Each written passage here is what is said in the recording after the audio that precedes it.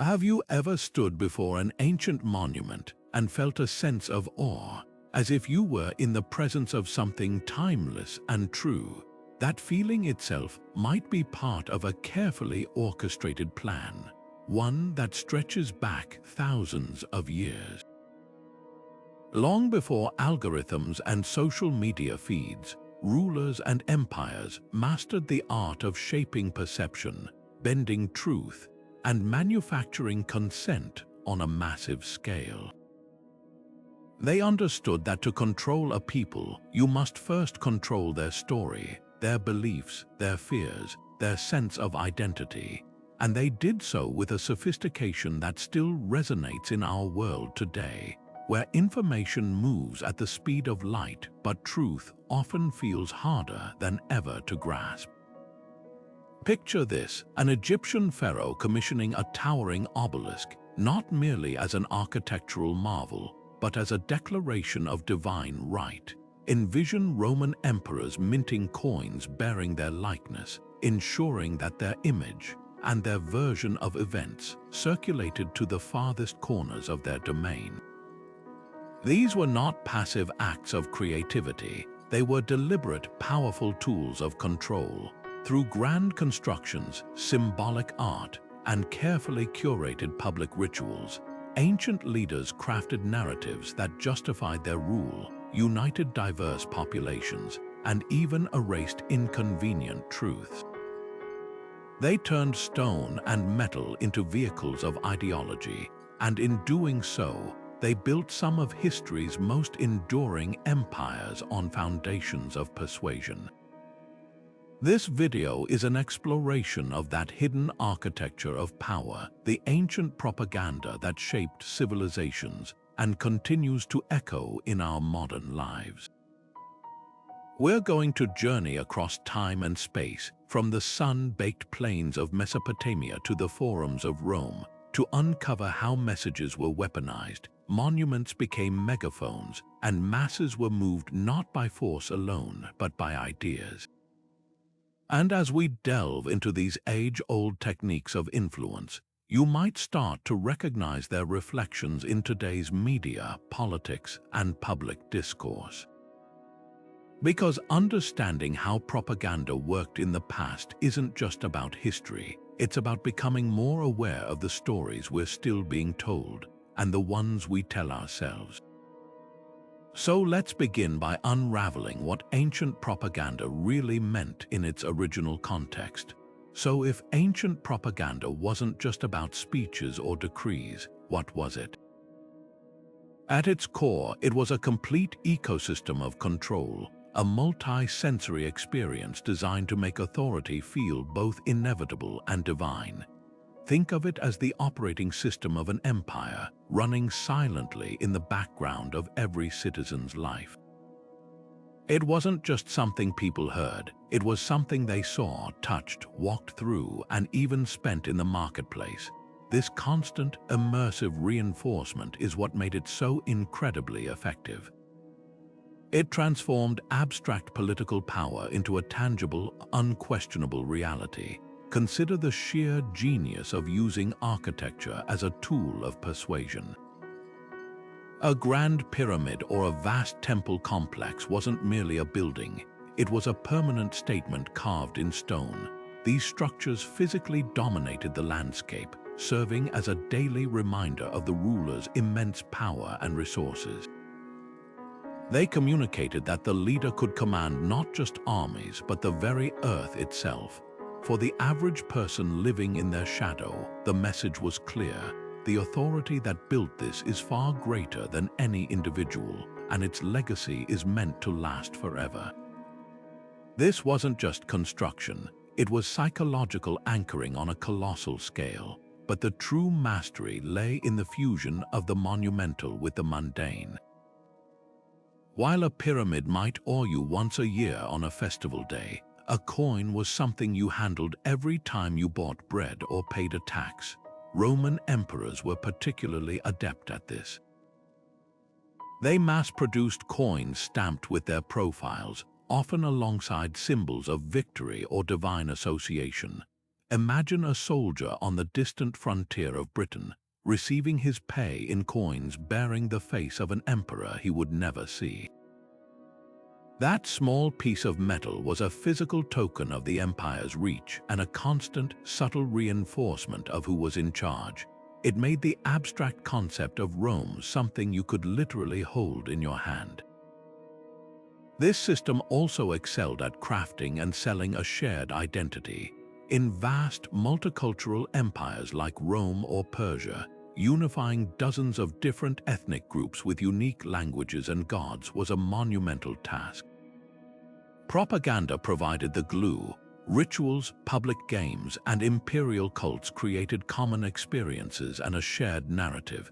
You might be from Gaul or Egypt, but by participating in the same public ceremonies honoring the emperor, you were buying into a larger idea of being Roman.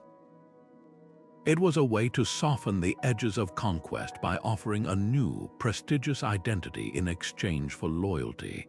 The message wasn't just obey us, but join us and become part of something great. Perhaps most strikingly, ancient propaganda was remarkably effective at managing truth and sometimes erasing it altogether. The practice of damnatio memoriae, or the condemnation of memory, in Rome is a chilling example. If a senator or emperor fell out of favor, the state would systematically chisel their name from inscriptions, melt down their statues, and remove their image from public view. It was an attempt to airbrush them from history itself, to make it as if they never existed. This sends a powerful warning to others about the consequences of dissent while reinforcing the idea that only the current regime's narrative is valid. It shows us that propaganda isn't always about amplifying a message. Sometimes its most powerful tool is silence. Now, let's turn our attention to some of the most breathtaking and enduring relics of the ancient world, structures that still command our wonder thousands of years later. But to see them only as magnificent ruins is to miss their original, powerful purpose. These were not passive backdrops to history. They were active, roaring megaphones projecting a carefully crafted message of absolute power. They were the billboards of their day, but carved in stone and designed to last for eternity, ensuring that the ruler's narrative would outlive him and dominate the landscape for generations. The Great Pyramid of Giza stands as perhaps the ultimate example of this architectural propaganda. For the ancient Egyptians, it was far more than a sophisticated tomb. It was a literal mountain of stone, a seemingly impossible feat of engineering that screamed a very specific message to every single person who saw it. Its perfect geometry pointing to the heavens declared the pharaoh's divine connection to the gods. The unimaginable labor and resources required to build it, tens of thousands of workers, quarried stone floated down the Nile, demonstrated the state's total control over every aspect of life, from the peasant farmer to the nation's entire economy. It was a physical manifestation of the phrase, "resistance is futile." To even contemplate challenging the authority that could move mountains was to engage in a fantasy. The pyramid was the regime's power made visible and permanent. This strategy of architectural intimidation wasn't unique to Egypt. Across the ancient world, rulers used scale and spectacle to overwhelm their subjects and visitors alike.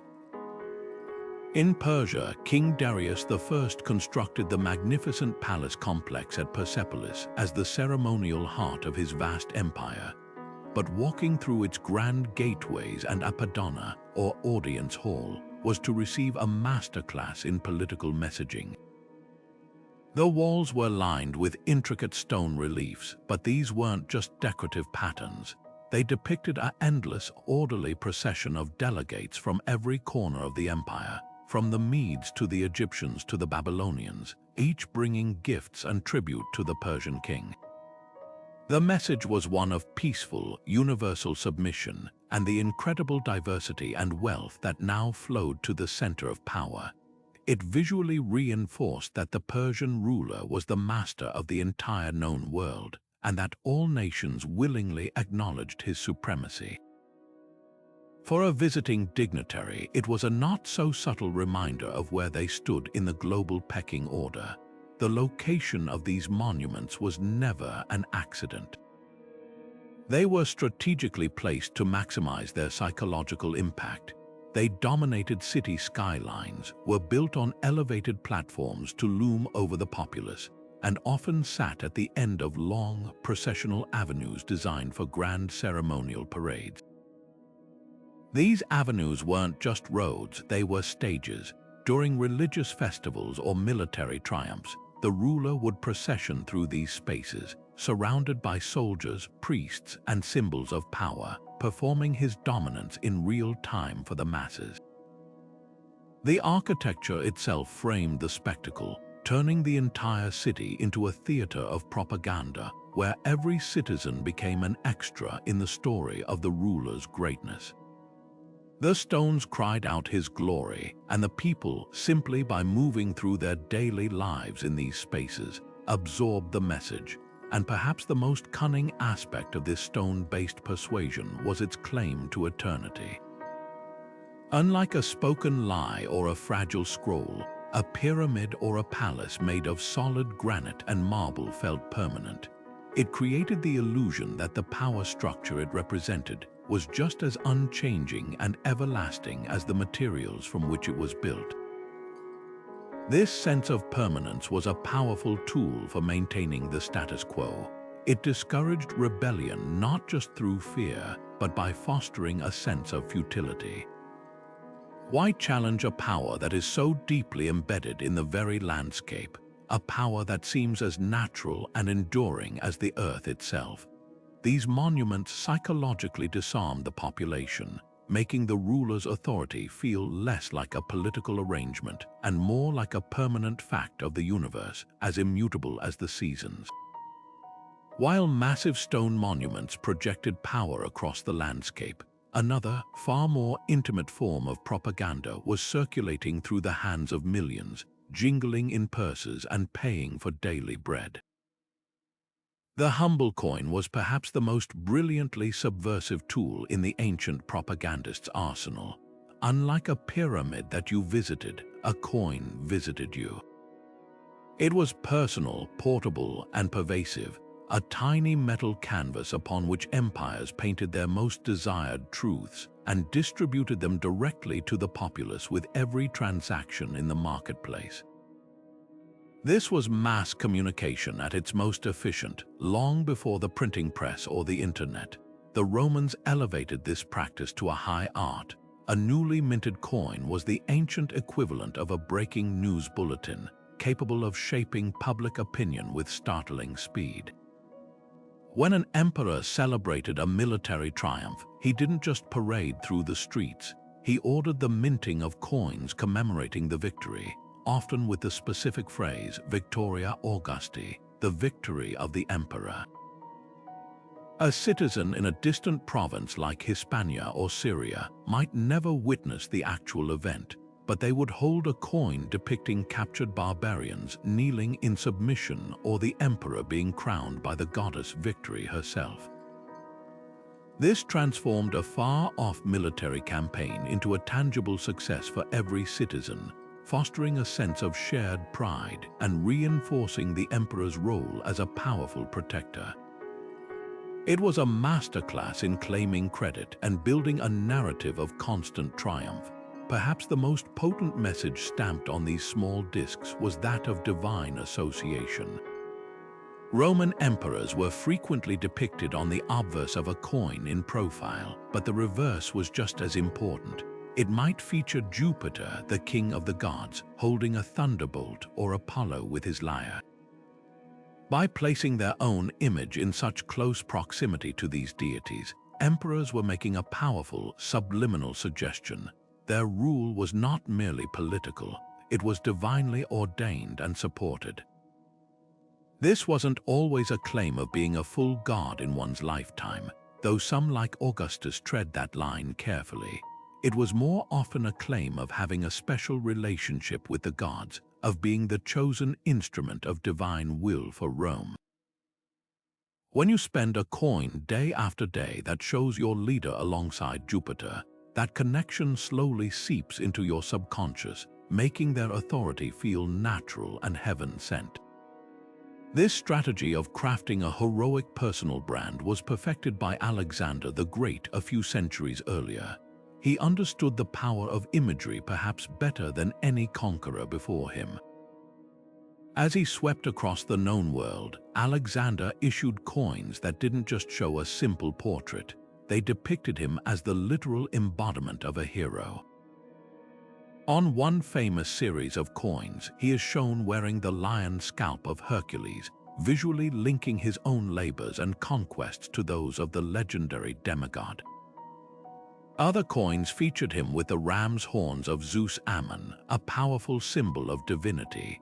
For the diverse peoples he conquered, many of whom were familiar with Greek myths, the message was instantly recognizable and deeply intimidating.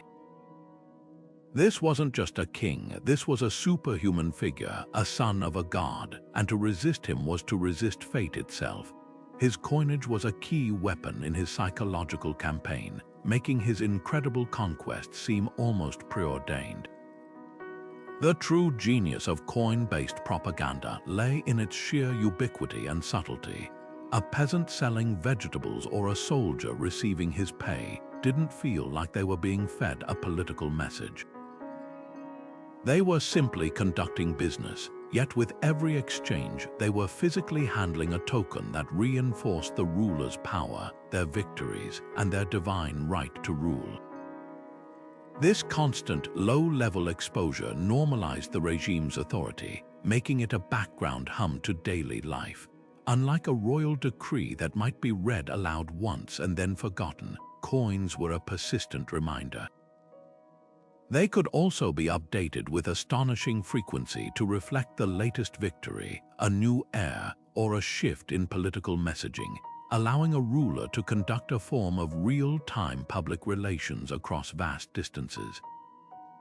This intricate dance of economics and ideology ensured that the state's narrative wasn't confined to grand ceremonies or stone inscriptions seen by the elite. It was in the pocket of every common person, a pocket-sized piece of propaganda that helped build and maintain history's greatest empires one transaction at a time. Beyond the grand architecture and circulating currency, another medium offered rulers a uniquely permanent voice: the written word carved in stone. Public inscriptions on towering stelae, temple walls, and ornate tablets functioned as the official bulletins of the ancient world, designed not to fade but to endure for centuries. They were the ultimate authority, literally set in stone for all to see, and their very permanence was a powerful part of their message. Unlike a spoken order that could be misremembered or a papyrus scroll that could decay, these declarations were meant to be the final, unchangeable word. The Behistun inscription, commissioned by the Persian king Darius the Great, stands as a monumental example of this. High on a cliff face along a major trade route, this vast tableau of carvings and text was impossible to miss. In it, Darius provides a detailed account of his rise to power, but it is far from an objective history.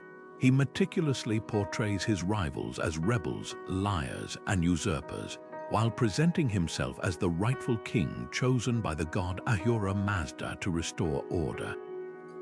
This was a brilliant piece of historical rewriting, a narrative carved into the mountain itself to justify a contested ascension to the throne. Travelers and traders passing below would look up and see this definitive version of events, a constant reminder of the king's power and the consequences of challenging it. The inaccessible location itself sent a message. The truth belonged to the king, and it was as fixed and immovable as the rock on which it was written. We often think of the Rosetta Stone as a linguistic key, the artifact that finally unlocked the secrets of Egyptian hieroglyphs for modern scholars, but we rarely consider its original purpose. The text on the stone is actually a decree issued by priests in 196 BC, celebrating the pharaoh Ptolemy V. It lists his generous deeds, like giving gifts to the temples and reducing taxes, and affirms his divine right to rule. This was not a simple administrative record. It was a sophisticated piece of public relations designed to shore up support for a young king in a time of unrest. By inscribing this flattering portrait of the pharaoh's benevolence in 3 script hieroglyphs for the priests, Demotic for the common people, and Greek for the ruling administration, the regime ensured the message would be read and understood by every important segment of society.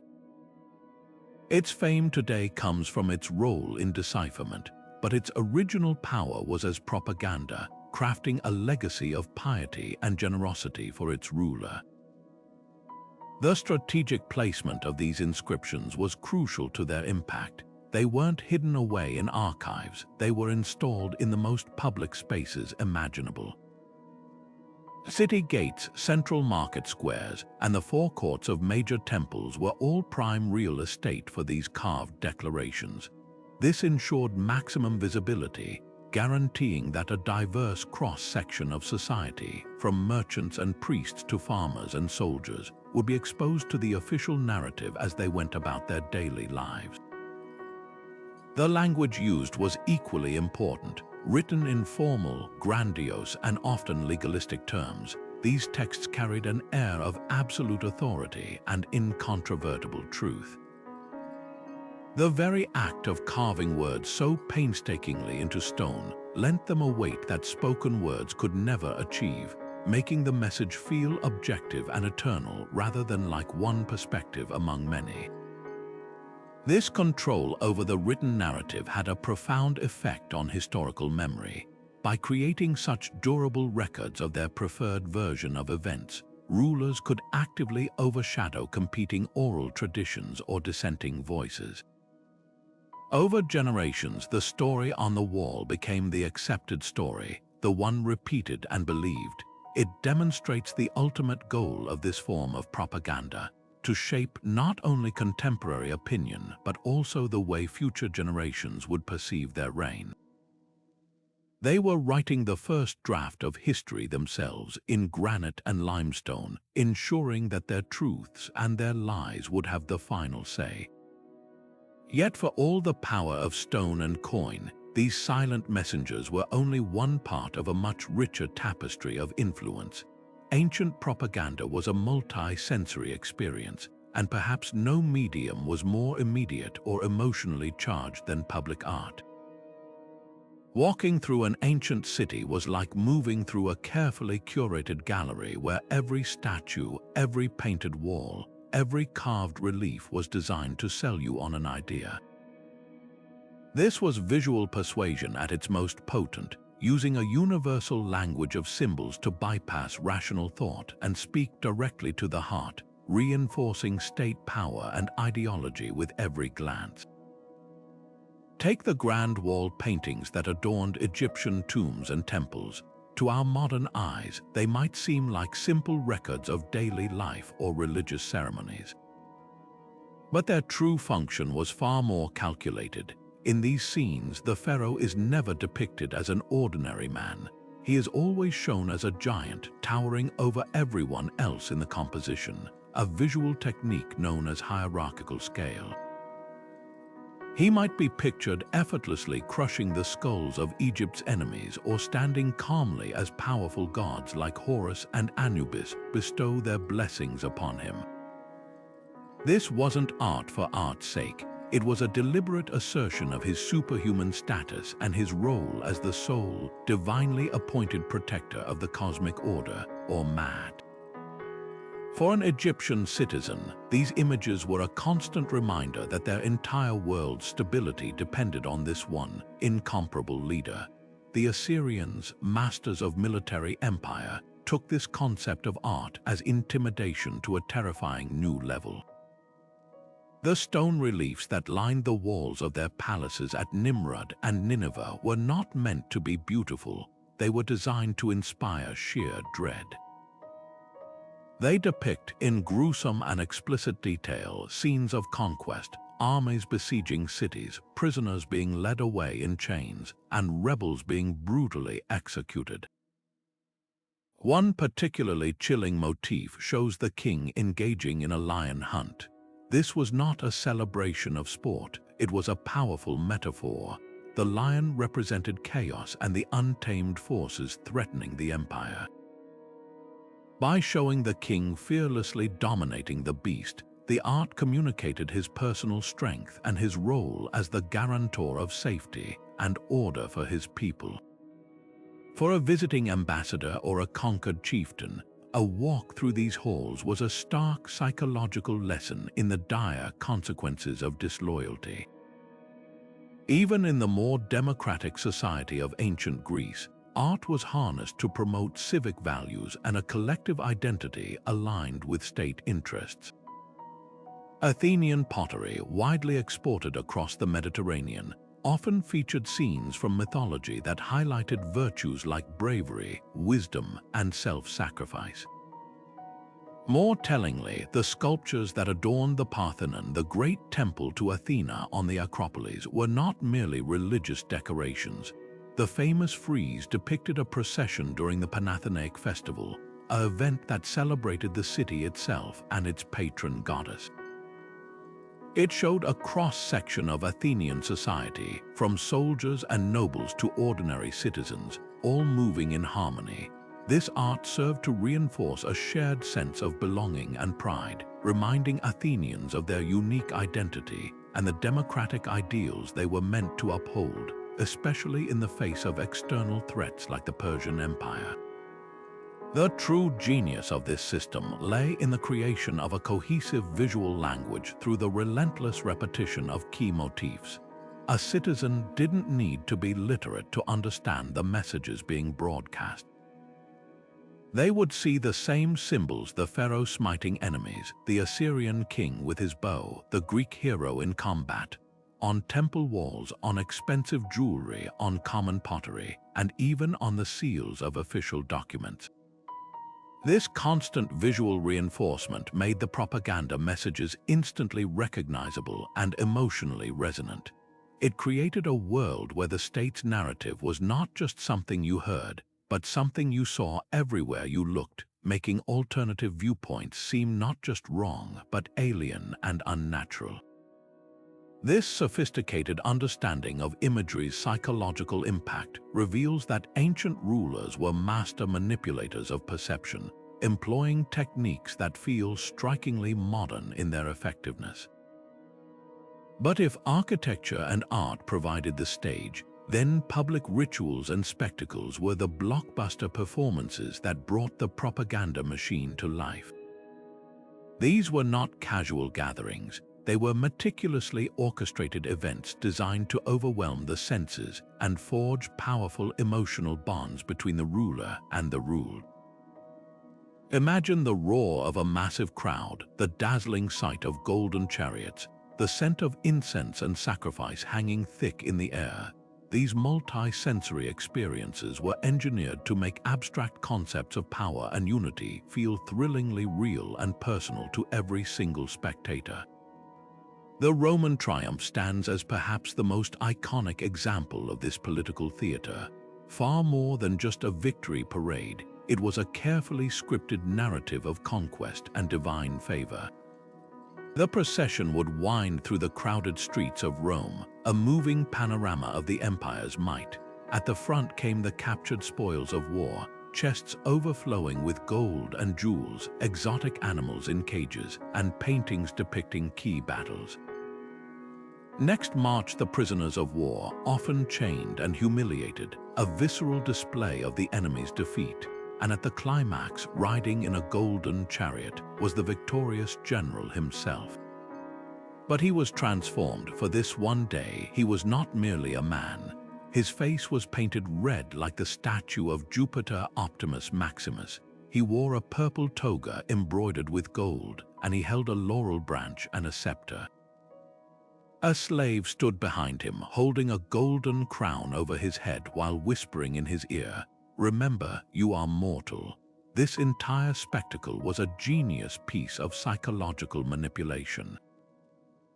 It presented the general as a godlike figure, while the slave's reminders subtly assured the populace and the Senate that this immense power was temporary and ritualized, not a threat to the Republic's ideals. For the average Roman citizen, showered with coins tossed from the procession, it was a day of free entertainment, shared pride, and a powerful reinforcement of Rome's invincibility.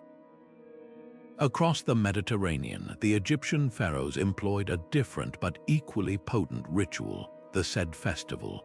This was not a celebration of foreign conquest, but a renewal of domestic power. Held around the 30th year of a pharaoh's reign, its purpose was to magically rejuvenate the king's strength and reaffirm his divine mandate to rule.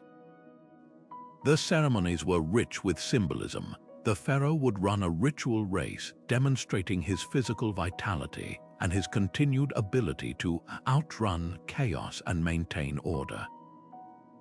He would also be ceremonially crowned again, receiving the scepters of kingship from the gods themselves in reenactments.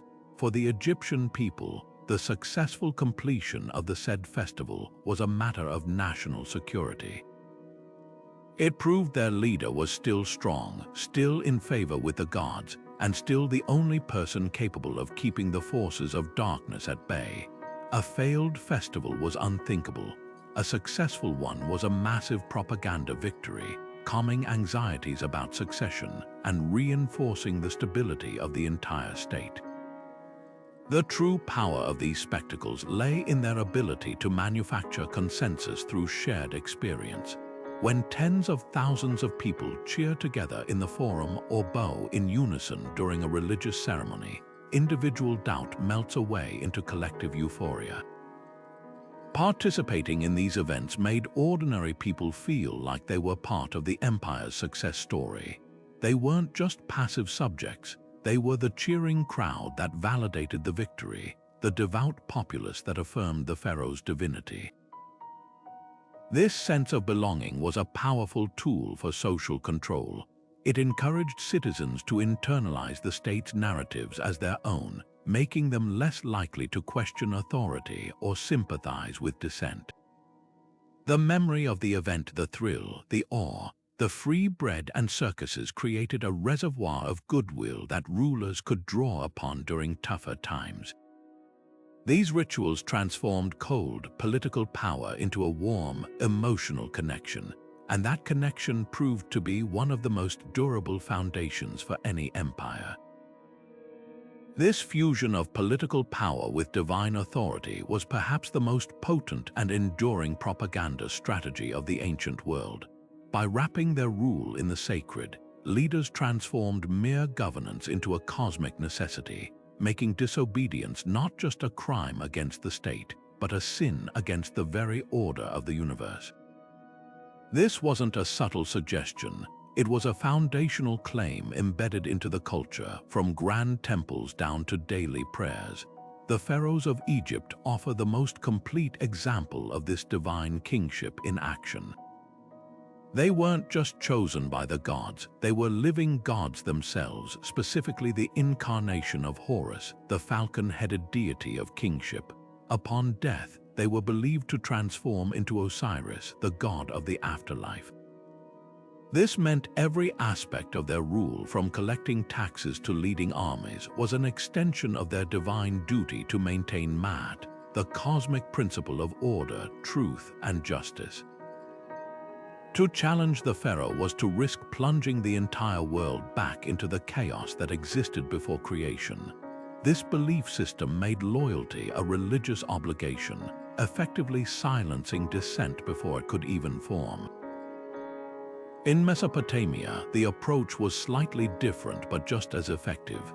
Kings like Naram-Sin of Akkad took the audacious step of having themselves officially declared gods during their own lifetimes. On his famous victory stele, he is depicted towering over his soldiers and defeated enemies, not just as a king but as a divine figure, complete with a horned helmet, a symbol previously reserved for deities like Anu and Enlil. This visual proclamation was a revolutionary act of propaganda. It communicated that his military successes were not merely due to strategic genius, but were the inevitable result of his supernatural nature. For his subjects, this created a powerful incentive for obedience. How could a mere mortal hope to oppose a being who walked among the gods? Even in cultures where outright deification was less common, rulers still tightly controlled religious narrative. The Assyrian kings, for instance, although not claiming full divinity, relentlessly portrayed themselves as the sole, chosen agents of their patron god, Ashur.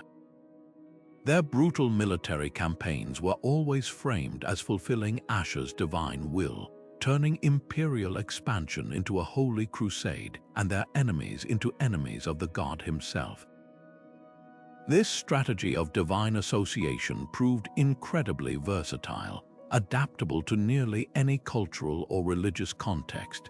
Alexander the Great brilliantly weaponized this idea during his conquest of the vast and religiously diverse Persian Empire. Facing the challenge of ruling over millions who didn't share his Greek customs, he understood that fear alone would not secure his empire. He needed legitimacy.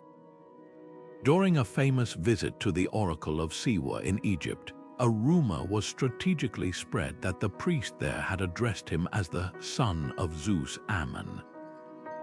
Alexander did not outright confirm this, but he never denied it either, allowing the potent idea of his divine parentage to circulate and grow. This claim served multiple purposes.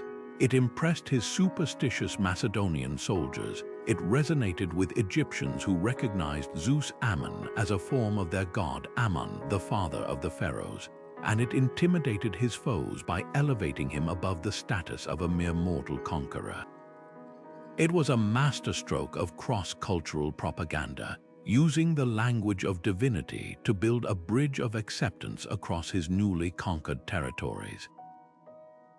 The genius of using religion as a tool of control lay in its ability to tap into the deepest wells of human emotion, faith, fear, and the desire for order. By positioning themselves as the essential link between the people and the gods, these rulers made their own survival synonymous with the community's well-being. A good harvest, victory in war, or protection from plague were all framed as divine rewards for loyalty to the king.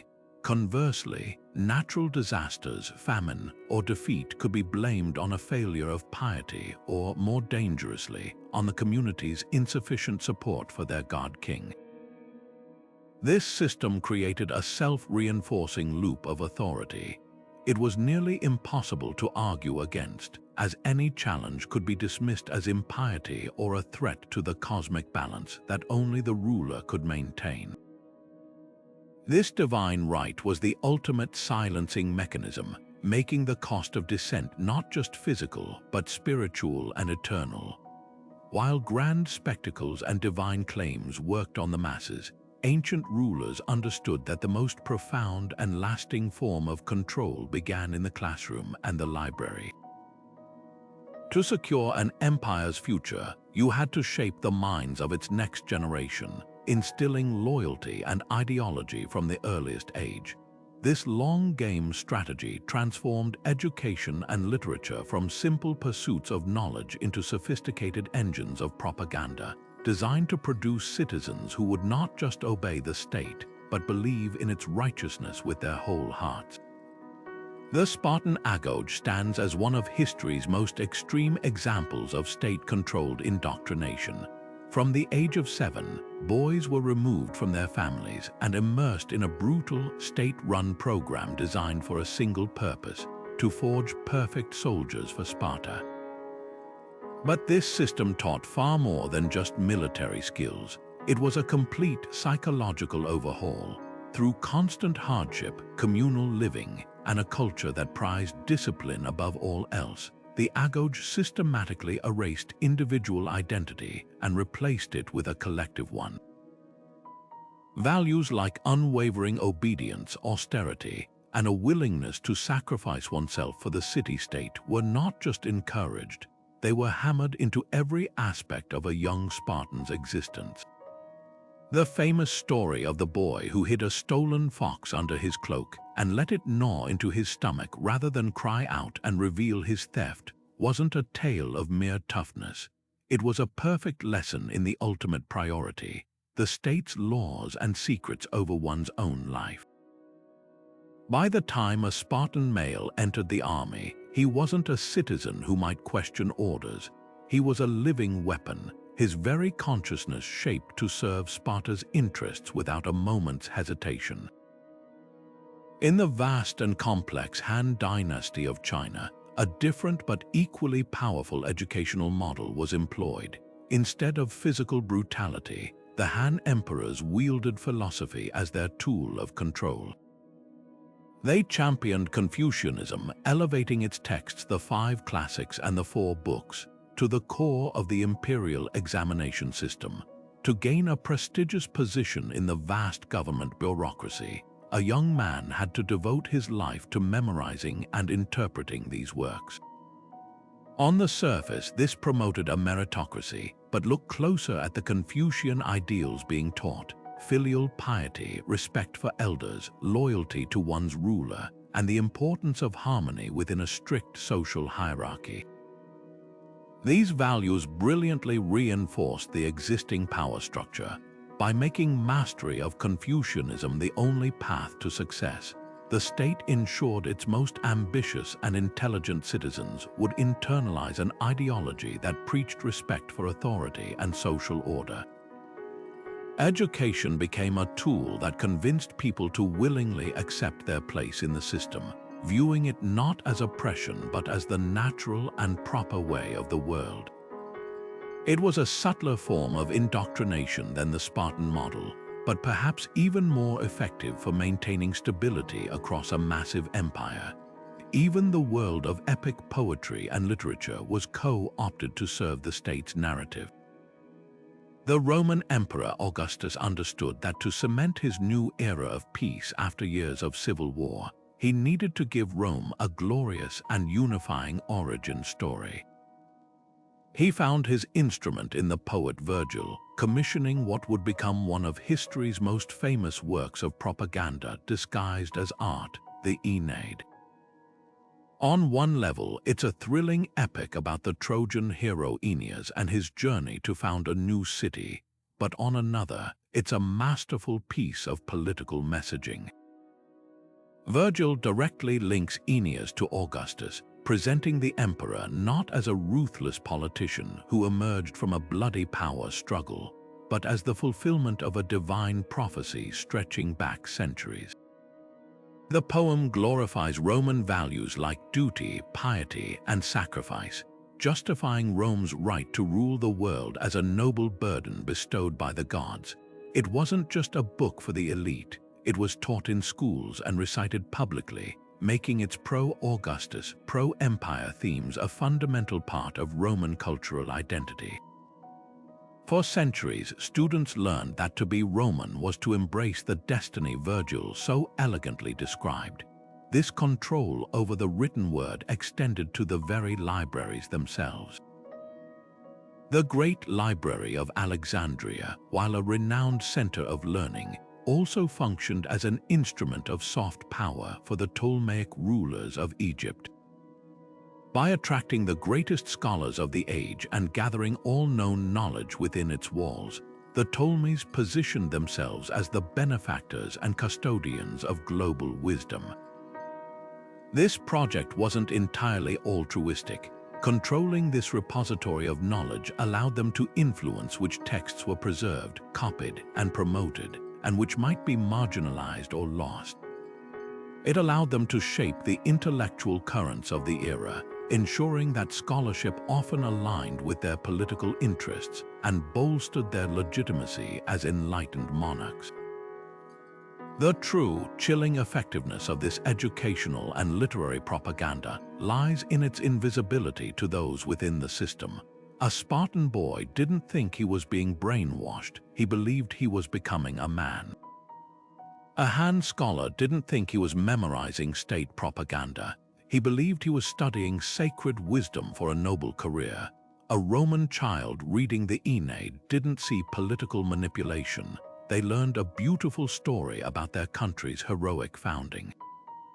By shaping the stories, knowledge, and values available to people from youth, ancient rulers didn't just command obedience, they engineered consent. They built a world where the state's ideology felt like common sense, its history felt like inevitable truth, and serving its interests felt like the highest personal virtue.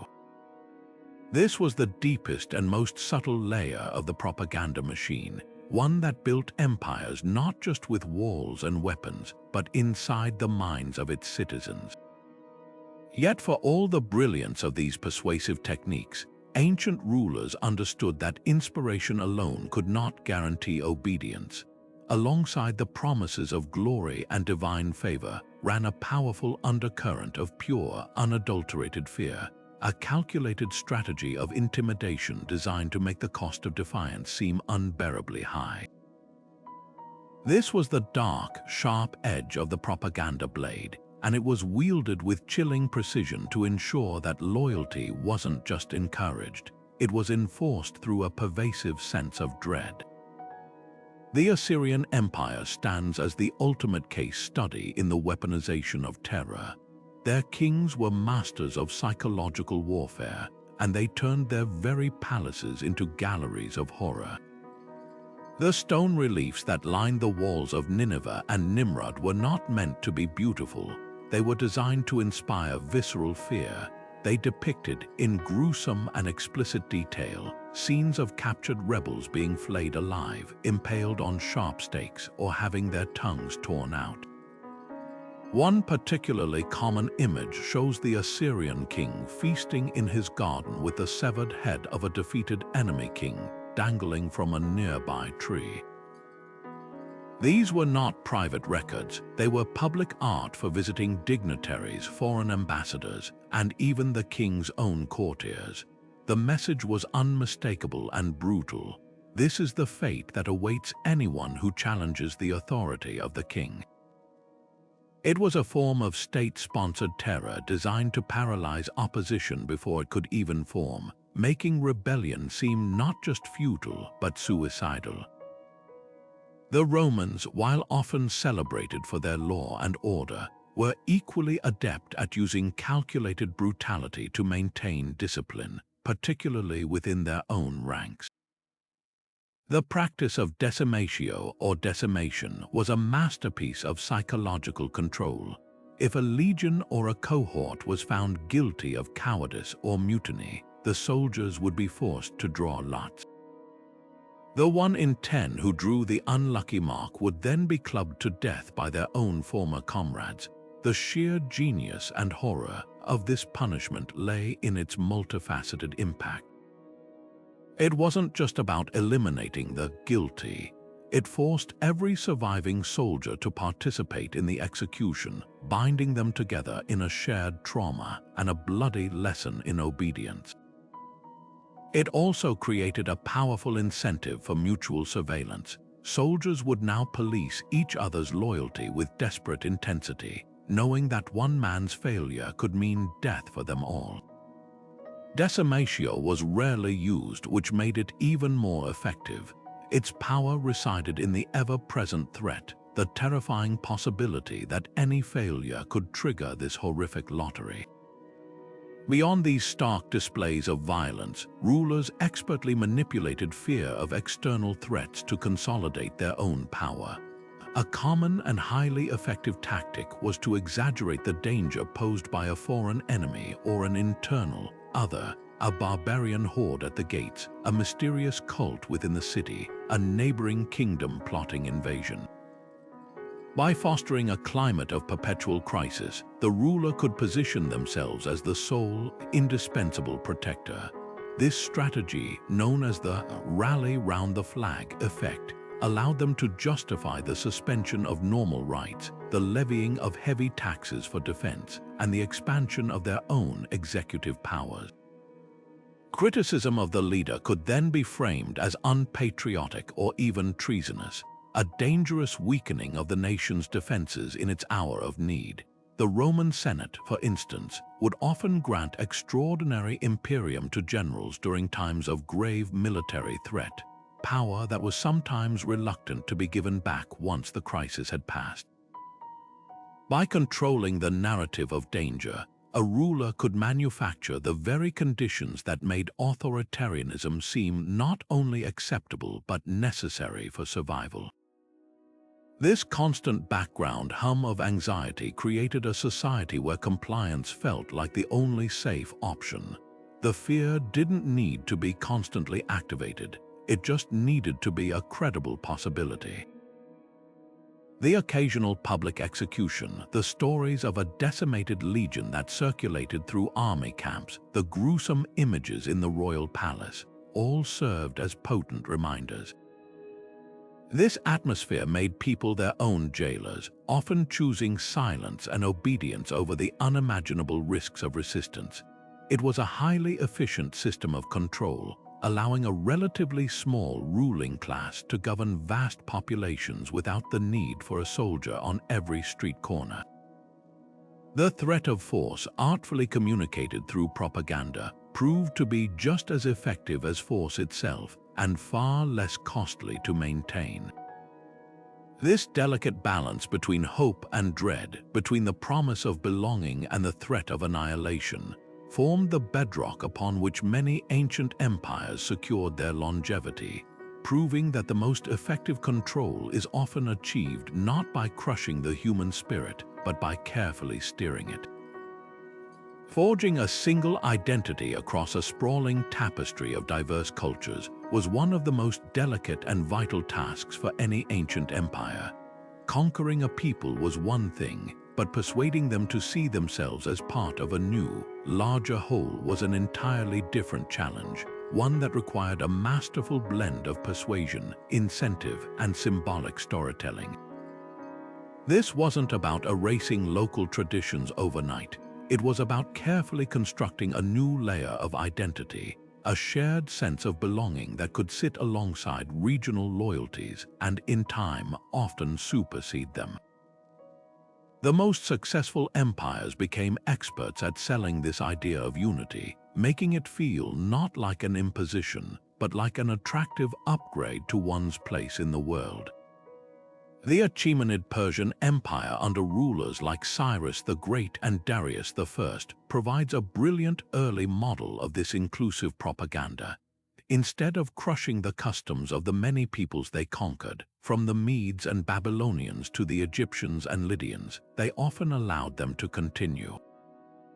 This policy of tolerance was itself a powerful political message, but they paired it with a relentless promotion of the king as the universal benefactor and rightful ruler for everyone. The famous Cyrus Cylinder, often called one of the first charters of human rights, portrays Cyrus not as a foreign oppressor, but as a liberator who restored local gods and repatriated exiled peoples.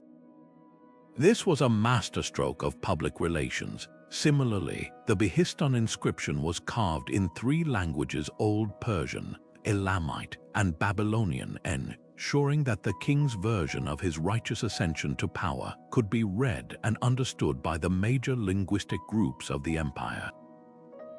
The message was clear: the king respected your culture, but your ultimate loyalty belonged to him. Rome perfected this art of assimilation to an unprecedented degree. Its most powerful tool was the gradual and strategic extension of Roman citizenship. Initially reserved for those born in the city itself, citizenship was slowly offered to elite families in conquered territories. This was a phenomenal incentive. A local chieftain in Gaul or a wealthy merchant in Spain could now become a Roman citizen with all the legal protections, social status, and economic opportunities that came with it. This co-opted the most ambitious and influential people in each province, turning potential leaders of rebellion into stakeholders in the system's success.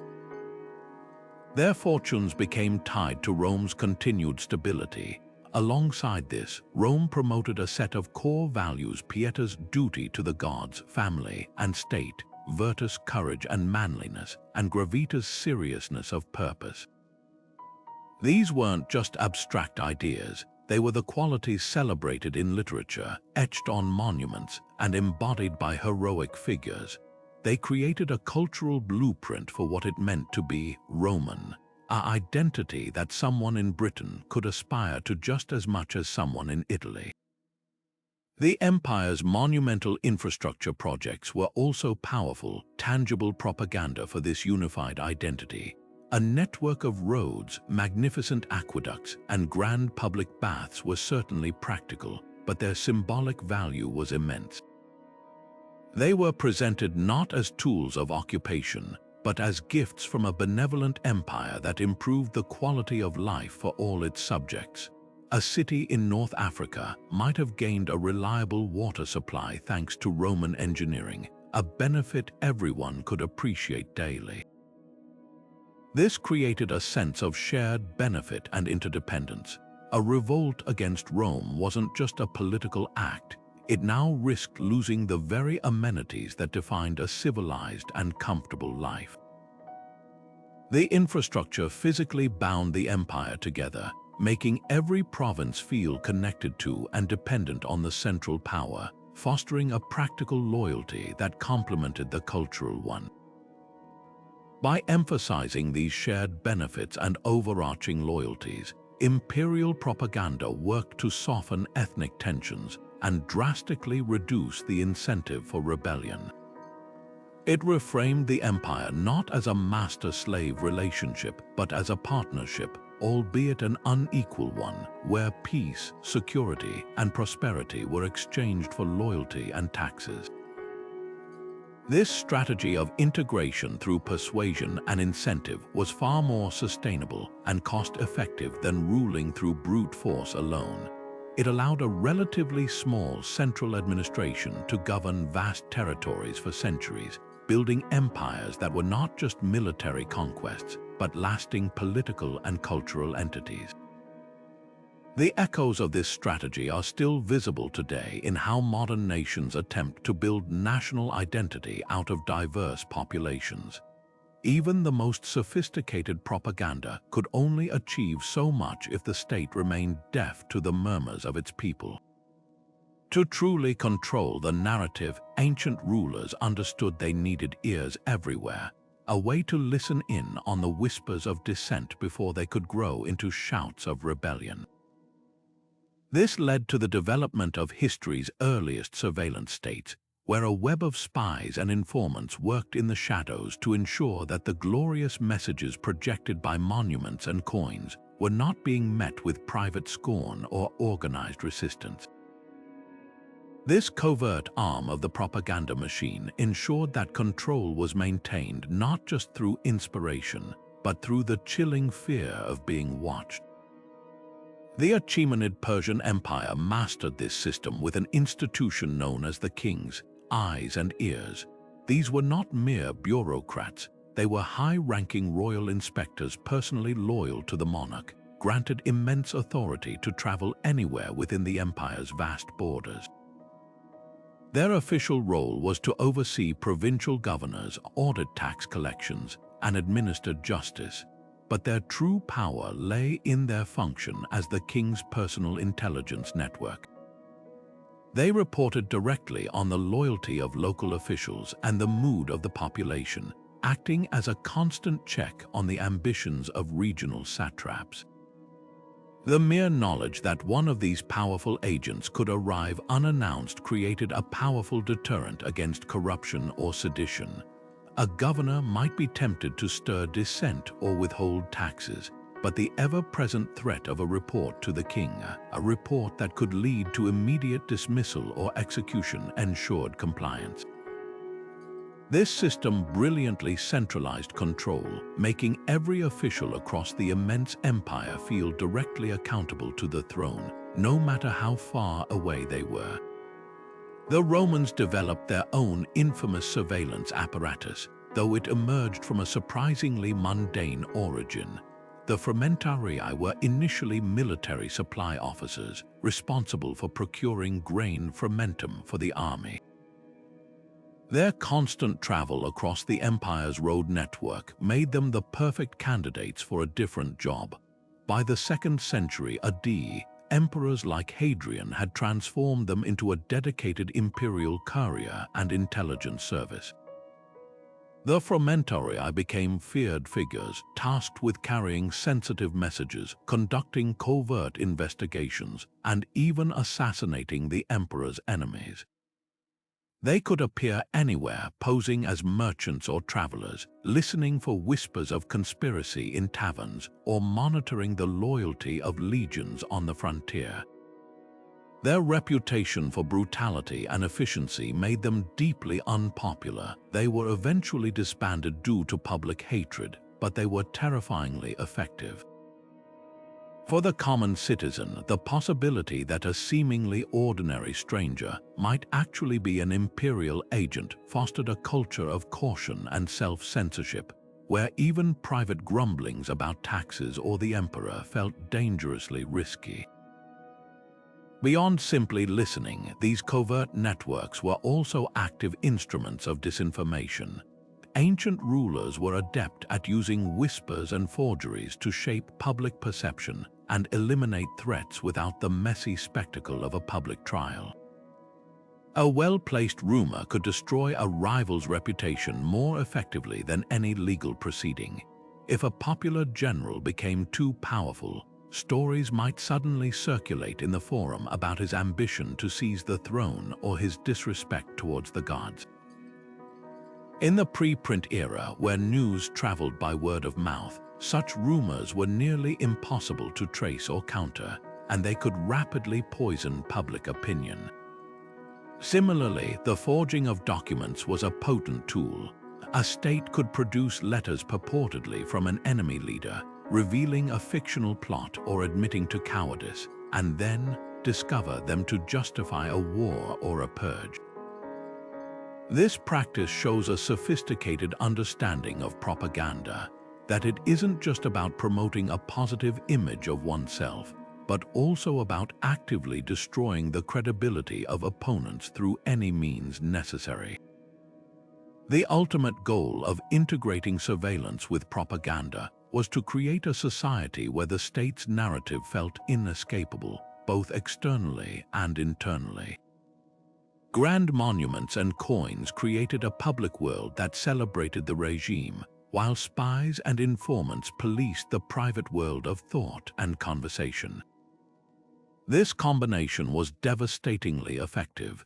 It discouraged people from even sharing their doubts with neighbors or family, for fear that a careless word could lead to arrest. This atmosphere of suspicion made organized resistance almost impossible to coordinate, as potential plotters could never be sure who to trust. The state's power thus became embedded not just in stone and metal, but in the very social fabric, leveraging fear and paranoia to ensure that its crafted reality was the only one that could be safely expressed.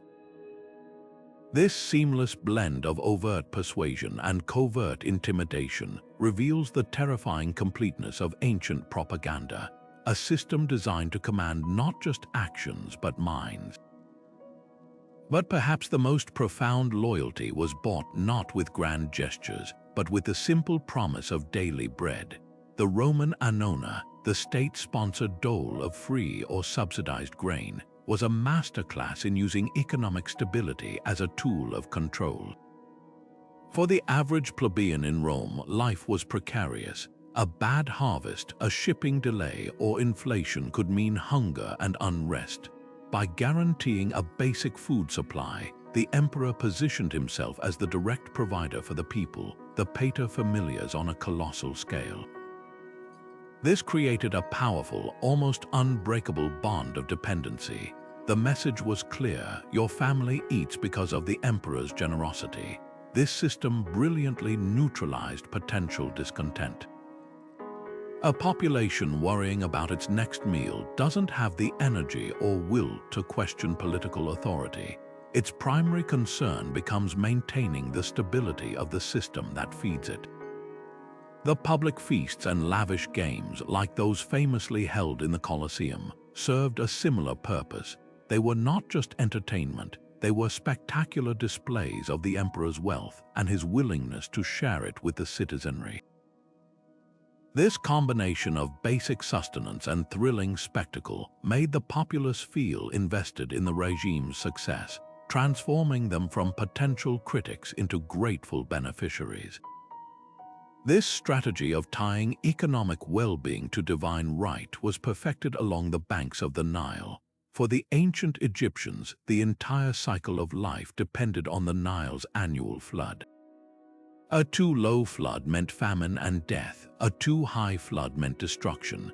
The pharaoh's most critical propaganda role was to take credit for the river's perfect behavior. Through elaborate rituals and inscriptions, he was portrayed as the intermediary whose divine connection to the gods specifically happy. The god of the inundation guaranteed the flood would be just right. When the fields were lush and the harvests were bountiful, it was proof of the pharaoh's effective piety and his successful maintenance of mat or cosmic order. Conversely, a period of drought or famine could be devastating to a ruler's legitimacy, as it was interpreted as a sign the gods had withdrawn their favor.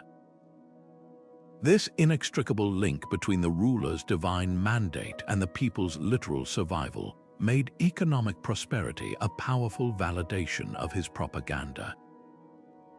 His image as a generous benefactor was not just a political claim, it was a narrative reinforced by the most fundamental realities of life. The true genius of these economic incentives lay in their ability to create a powerful sense of reciprocity. This concept, deeply understood in ancient societies, meant that a gift demanded a reciprocal obligation. When the emperor provided bread and circuses, or the pharaoh ensured a good harvest, the people felt a social and moral debt. This debt was repaid not in money, but in loyalty, obedience, and public support. To criticize a leader who was seen as your benefactor was considered the height of ingratitude, a violation of a sacred social contract. Rulers amplified this feeling by relentlessly publicizing their generosity. Monuments and arches were inscribed with lists of donations made to cities, records of taxes forgiven, or accounts of games funded. This constant reminder ensured that no one could forget who was responsible for their comfort and security, making the propaganda of benevolence a self-reinforcing loop. The state's narrative of being a caretaker rather than an oppressor became a lived experience for the masses, securing their compliance through gratitude as much as through fear or ideology. This approach was particularly effective for reaching the common citizen, who might be unmoved by abstract claims of divinity, but was profoundly influenced by the tangible security of a full stomach and the thrilling distraction of a day at the races.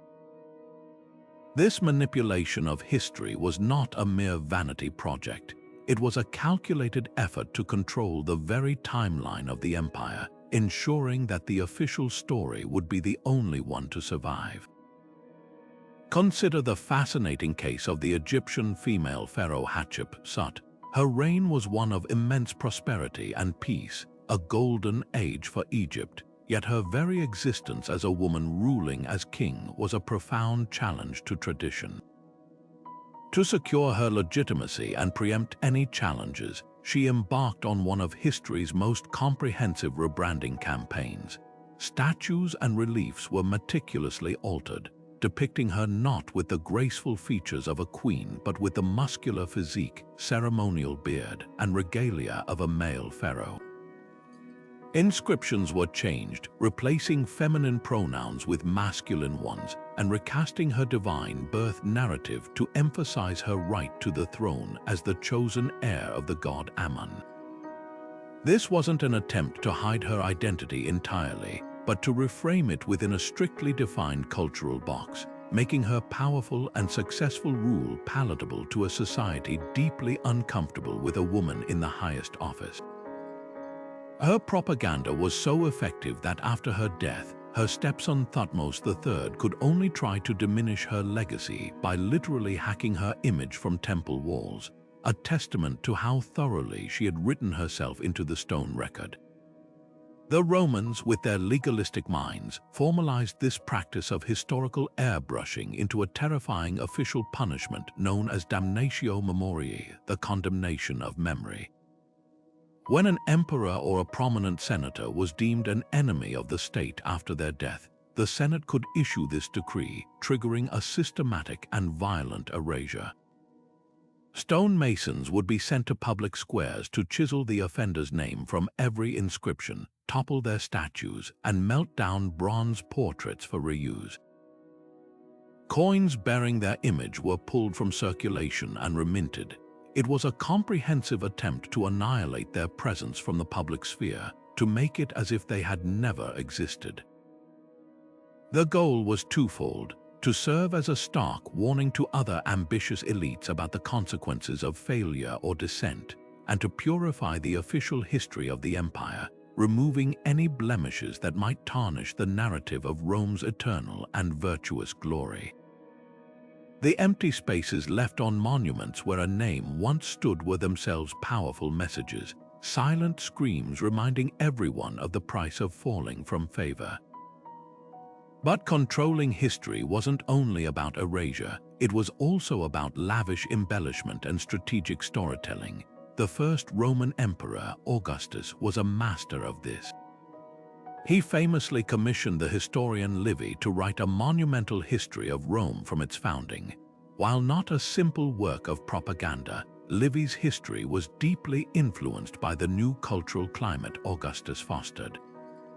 It celebrated Rome's legendary past, its heroes, and its core values of piety, duty, and courage, values that Augustus himself claimed to be restoring after a period of devastating civil war. By tying his new regime to this glorified, mythical past, Augustus was not just recording history, he was positioning himself as the culmination of it. He was the destined leader who brought back the old ways, the peace, and the virtue that had made Rome great in the first place. This narrative, endorsed by a respected intellectual, gave his rule a layer of cultural and historical legitimacy that mere military power could never provide. He was shaping the lens through which both his contemporaries and all future generations would view not only his reign, but the entire story of Rome itself. This long-term perspective reveals the ultimate ambition of ancient propaganda. It wasn't solely concerned with managing public opinion in the moment. It was an investment in legacy, a bid for immortality in the history books. These rulers understood that power solidified in stone and parchment could endure long after their armies had turned to dust. They were writing the first draft of history with all the authority of the state behind it, aiming to dictate not just what people thought today, but what school children would learn 1,000 years in the future. The sheer audacity of this goal to manipulate the judgment of posterity shows a sophisticated understanding of power that transcends centuries. And this manipulation was never a one-size-fits-all operation. The messages were carefully tailored, with different strategies deployed to influence the educated elite versus the common masses. This nuanced understanding of their audience was one of the most sophisticated aspects of ancient propaganda. Rulers and their advisors were master psychologists, recognizing that a one-size-fits-all message would never work across the vast and complex social hierarchies of an empire. They became experts in segmentation, crafting distinct narratives designed to resonate with the specific fears, aspirations, and values of different groups, from the educated elite in the palace to the common farmer in the field. This wasn't a blunt instrument, it was a scalpel precisely applied to secure loyalty where it was most needed. For the elite, the powerful nobles, wealthy landowners, influential priests, and high-ranking military commanders, propaganda took on a far more intellectual and transactional character. These were individuals with their own power bases, and they needed to be co-opted, not simply commanded. The Persian Empire excelled at this. A loyal satrap or provincial governor could expect to be rewarded not just with land, but with prestigious titles, magnificent gifts like golden torques or ceremonial robes, and the high honor of being depicted in reliefs at Persepolis, standing close to the king. This flattered their ego and made them stakeholders in the empire's continued success. Their loyalty was purchased not with bread, but with status and a share of the power. In Rome, the Senate, though often stripped of its real authority, was still treated with elaborate public respect. Emperors would seek its approval for major decisions, a symbolic gesture that cost nothing but helped maintain the illusion of shared governance and placated the aristocratic class whose support was crucial for stability. The message to the elite was clear: play by our rules and you will be honored, enriched, and remembered. Challenge us and you will be ruined. For the vast majority of the population, the illiterate masses whose labor fueled the empire, the approach was entirely different. Their messages had to be simple, visceral, and emotionally potent.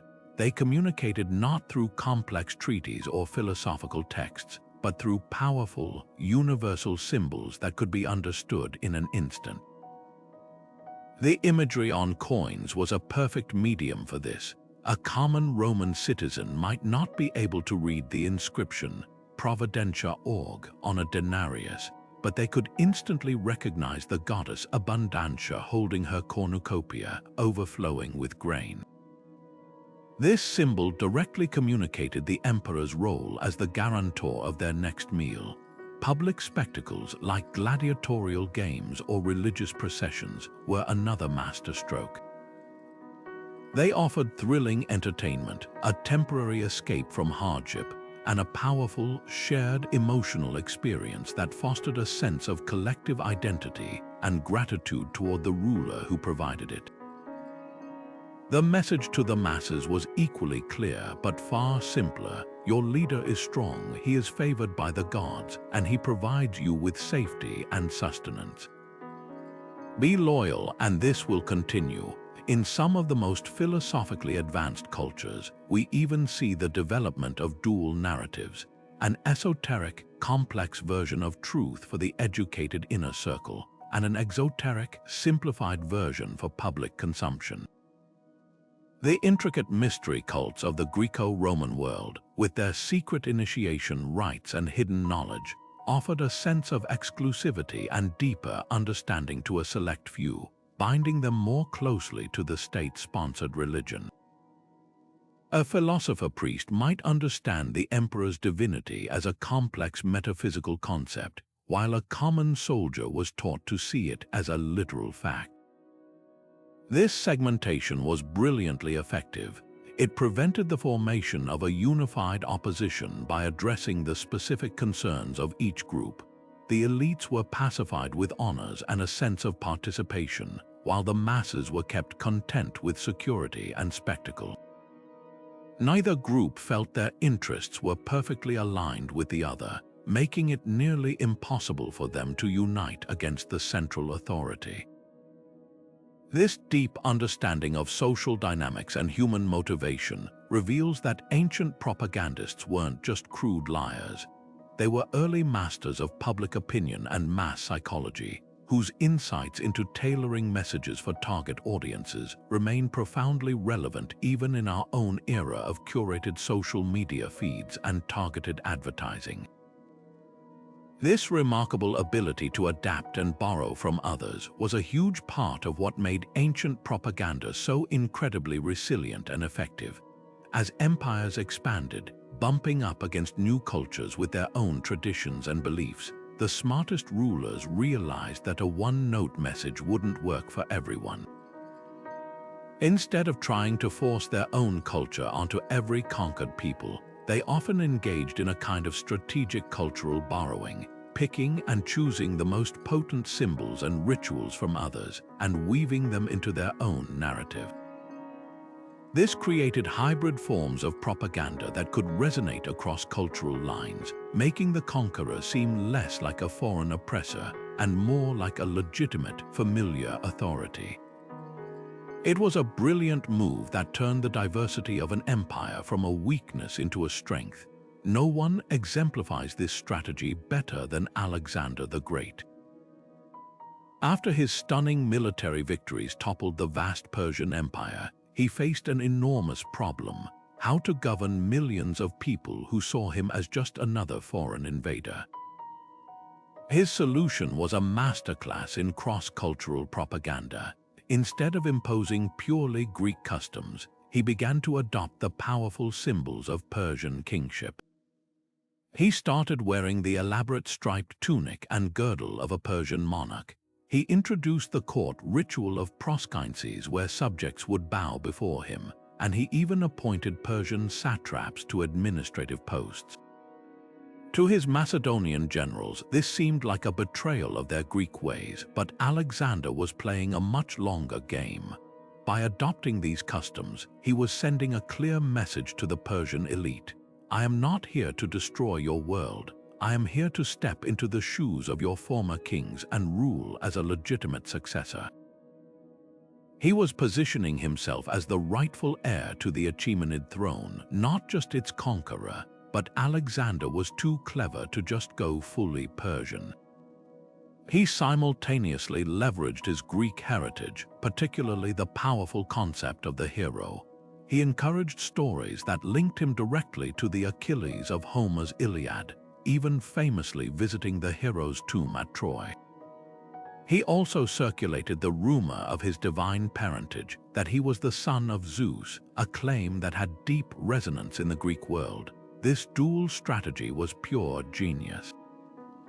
To his Greek and Macedonian followers, he remained a peerless Hellenic hero, a demigod leading them to glory. To his new Persian subjects, he was a mighty king in the tradition they understood and respected. He wasn't erasing his identity, he was building a composite one, a layered persona that allowed different audiences to see in him exactly what they needed to see to justify their loyalty. This cultural fluency gave his rule a flexibility and legitimacy that sheer military force could never have achieved alone. The Romans were the undisputed masters of this practice, which they executed on an unprecedented scale. Their entire cultural identity was built on a foundation of strategic adoption, and their propaganda reflected this. When they conquered the Etruscans, they didn't just loot their cities, they absorbed their symbols of power. The fasces, that bundle of rods with an axe that became the ultimate symbol of Roman authority, was originally an Etruscan invention. By adopting it, the Romans weren't admitting weakness. They were claiming the established symbols of power in Italy for themselves, legitimizing their rule in the eyes of those they had conquered. Their relationship with Greek culture was even more profound. After conquering Greece, the Romans were utterly captivated by its art, philosophy, and architecture. Rather than reject it as foreign, they embraced it and made it their own. Roman nobles had their portraits sculpted in a hyper-realistic, distinctly Roman style, but they were often placed in buildings constructed with Greek columns and pediments. Triumphal arches, purely Roman inventions, were decorated with reliefs that used Greek artistic principles to tell the story of Roman victories. This fusion sent a powerful message to both audiences. To the conquered Greeks, it said, "We appreciate and understand your sophisticated culture. We are not barbarians." To other Romans, it said, "We are now the custodians of the greatest culture in the world. Our empire is the pinnacle of civilization." This cultural appropriation wasn't theft. It was a calculated propaganda tool to project an image of refined power and universal sophistication. This cross-pollination of ideas and symbols created a remarkably inclusive and persuasive form of control. It allowed empires to speak in a cultural dialect that multiple groups could understand and appreciate. A Celtic chieftain in Gaul might be unmoved by a statue in a purely Roman style, but a monument that blended local artistic motifs with Roman themes could effectively communicate power and allegiance. This fluidity demonstrates that ancient propaganda was never a static set of rules. It was a dynamic, evolving practice that changed in response to new challenges, new audiences, and new opportunities. The most successful empires were those that could listen to the cultural landscape and adapt their message accordingly, proving that the art of persuasion has always required a delicate balance of strength and subtlety, of tradition and innovation. Yet for all its sophisticated power, the ancient art of persuasion was never an infallible science. These carefully constructed narratives of divine right and inevitable victory could, and did, spectacularly collapse. The most brilliant propaganda machine in the world is ultimately vulnerable to one thing: the lived experience of the people it tries to convince. When the gap between the glorious message projected by the state and the harsh reality on the ground grew too wide, the entire facade could come crashing down, often with violent consequences for the ruler who built it. We see one of history's most dramatic examples of this in the reign of the Egyptian pharaoh Akhenaten. In a radical and shocking break with over 1,000 years of tradition, Akhenaten attempted to force a monotheistic religion upon Egypt, elevating the sun disk, the Aten, as the sole god and erasing the names and images of beloved deities like Ammon, Osiris, and Isis from temples and monuments. This was more than a religious reform. It was an act of totalitarian propaganda on an unprecedented scale, an attempt to rewrite the spiritual identity of an entire civilization to center solely on the pharaoh as the sole intermediary to the divine. But this top-down imposition of ideology proved to be a catastrophic overreach. It alienated the powerful and deeply entrenched priesthood of Ammon, whose wealth and influence were stripped away overnight. More importantly, it severed the connection between the common people and the gods who were woven into the fabric of their daily lives, their harvests, their family rituals, and their hopes for the afterlife.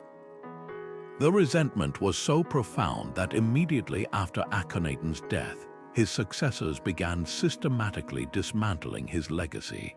His capital city was abandoned, his name was chiseled from king lists, and his monuments were torn down in a vengeful act of damnatio memoriae. His propaganda didn't just fail, it backfired so completely that his very existence was nearly erased from history, a stark warning of what happens when a ruler's narrative becomes utterly untethered from the beliefs of his people. In Rome, the failure could take a different, more personal form, centered on the credibility of the emperor himself. The reign of Caligula provides a textbook case of how extravagant claims and erratic behavior could render even the immense power of imperial propaganda utterly meaningless. Early in his rule, Caligula enjoyed widespread popularity, but as his behavior grew increasingly volatile and cruel, the official narrative began to strain under the weight of absurdity. He engaged in farcical military campaigns, like having his soldiers gather seashells as spoils from the ocean, and made outrageous demands such as appointing his favorite horse to the Senate. Most damagingly, he abandoned the subtle divine associations of his predecessors and began openly declaring himself a living god, demanding that statues of Greek deities be brought from their temples so their heads could be replaced with his own. Where Augustus had carefully cultivated an image of dignified piety, Caligula's actions made a mockery of the very idea of imperial divinity. The gap between the propagandistic image of a wise, god-like ruler and the reality of a capricious and dangerous man became a chasm. His propaganda didn't inspire awe, it inspired ridicule and then hatred, directly contributing to the conspiracy that led to his brutal assassination by his own guards. His reign demonstrates that the most powerful symbols of authority are fragile. They can be hollowed out from within by the very person they are meant to glorify. Beyond the failures of individual rulers, propaganda faced its ultimate test against uncontrollable external forces. No amount of clever messaging could long survive a sustained economic collapse, a devastating military defeat, or a crippling natural disaster. A coin proclaiming the emperor's providence and abundance feels like a cruel joke in the hand of a citizen who cannot afford bread due to inflation or a grain shortage. A triumphal arch celebrating invincibility becomes a bitter monument when erected just after a humiliating loss to a barbarian army. The pharaoh's claim to control the Nile's flood was instantly vaporized when the river failed to rise, bringing famine in its wake. These events created what we might call a credibility gap, a moment where the state's story was directly and undeniably contradicted by the suffering of its population. When people could no longer trust the emperor to provide security or the pharaoh to ensure the harvest, the entire ideological foundation of the empire began to crack, often leading to unrest, rebellion, or a rapid turnover in leadership. The silent, grinding pressure of everyday hardship could achieve what philosophical arguments never could. It could make people simply stop believing. These historical failures reveal a crucial and enduring truth about the nature of persuasion itself. Effective propaganda, ancient or modern, relies on a delicate and sustainable relationship between message and reality. It can exaggerate, it can embellish, and it can frame events in the most favorable light, but it cannot forever sustain a complete fiction in the face of overwhelming contradictory evidence. It requires a baseline of credibility, a thread of authenticity that connects the grand narrative to the people's actual experience. When that thread is severed by tyranny, absurdity, or calamity, the illusion of control shatters, and the tools of persuasion, the monuments, the coins, the inscriptions, can suddenly become symbols not of power but of its failure. This inherent vulnerability is a powerful reminder that beneath all the sophisticated techniques of mass manipulation, the ultimate judge of any story is the reality it seeks to shape. These powerful techniques of persuasion, so brilliantly honed in the ancient world, force us to confront a deeply uncomfortable question that echoes across the centuries. Where does leadership end and manipulation begin? The very effectiveness of these methods forces an ethical reckoning, a need to examine the morality of systematically shaping beliefs, bending truth, and leveraging the deepest parts of human psychology solely to consolidate power. We are left to grapple with a fundamental tension that even the ancients themselves debated. On one hand, one could construct a pragmatic defense. Governing vast, pre-industrial empires with diverse populations and constant external threats was an unimaginably complex task. A unifying narrative, a shared identity forged through symbols and spectacles, might have been a necessary tool to create social cohesion, prevent chaos, and enable the stability required for architectural marvels, legal systems, and cultural flourishing. From this perspective, propaganda wasn't necessarily malicious. It was a pragmatic adhesive for holding a fragile civilization together. Yet this utilitarian argument crashes against the stark reality of what this control cost, the individual human spirit. These systems, by their very design, stifled dissent, discouraged critical thinking, and reduced citizens to subjects whose primary role was to accept the official reality presented to them. The chilling practice of damnatio memoriae, the airbrushing of disgraced individuals from history, is perhaps the ultimate symbol of this oppressive force. It wasn't just a punishment, it was a declaration that even one's memory and legacy belonged to the state, to be granted or revoked based on loyalty. This is the heart of the ethical dilemma, the trade-off between collective stability and individual autonomy, between a harmonious society and a free one. The ancient Greeks, the founders of Western philosophy, were already acutely aware of this tension. Plato, in his seminal work The Republic, introduced the controversial concept of the noble lie. This was a myth, a fabricated story about people being born from the earth with metals in their souls that predetermined their place in the social hierarchy: gold for rulers, silver for auxiliaries, iron and bronze for farmers and craftsmen.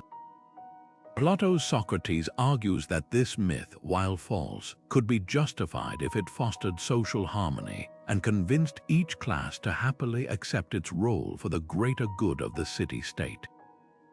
This philosophical justification acknowledges a painful truth, that governing imperfect humans might sometimes require less than truthful means, yet it also opens a terrifying door, granting a paternalistic elite the authority to decide what falsehoods are noble and which citizens are unworthy of the unvarnished truth.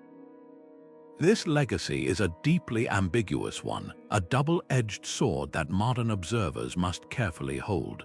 The same propagandistic tools that forged a shared Roman identity also justified relentless wars of expansion, the brutal exploitation of conquered peoples, and the enslavement of millions, all framed as a divine mission to civilize the world. The awe-inspiring pyramids of Giza, testaments to human ingenuity, are also eternal monuments built by a system that demanded absolute subservience to a god-king.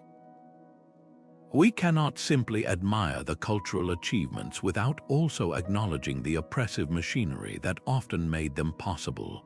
This forces us to consider the uncomfortable price of greatness and who was required to pay it. Ultimately, examining ancient propaganda through an ethical lens is not an academic exercise. It is a crucial mirror for our own time. It invites us to recognize that the responsibilities that come with communication and influence are as old as civilization itself.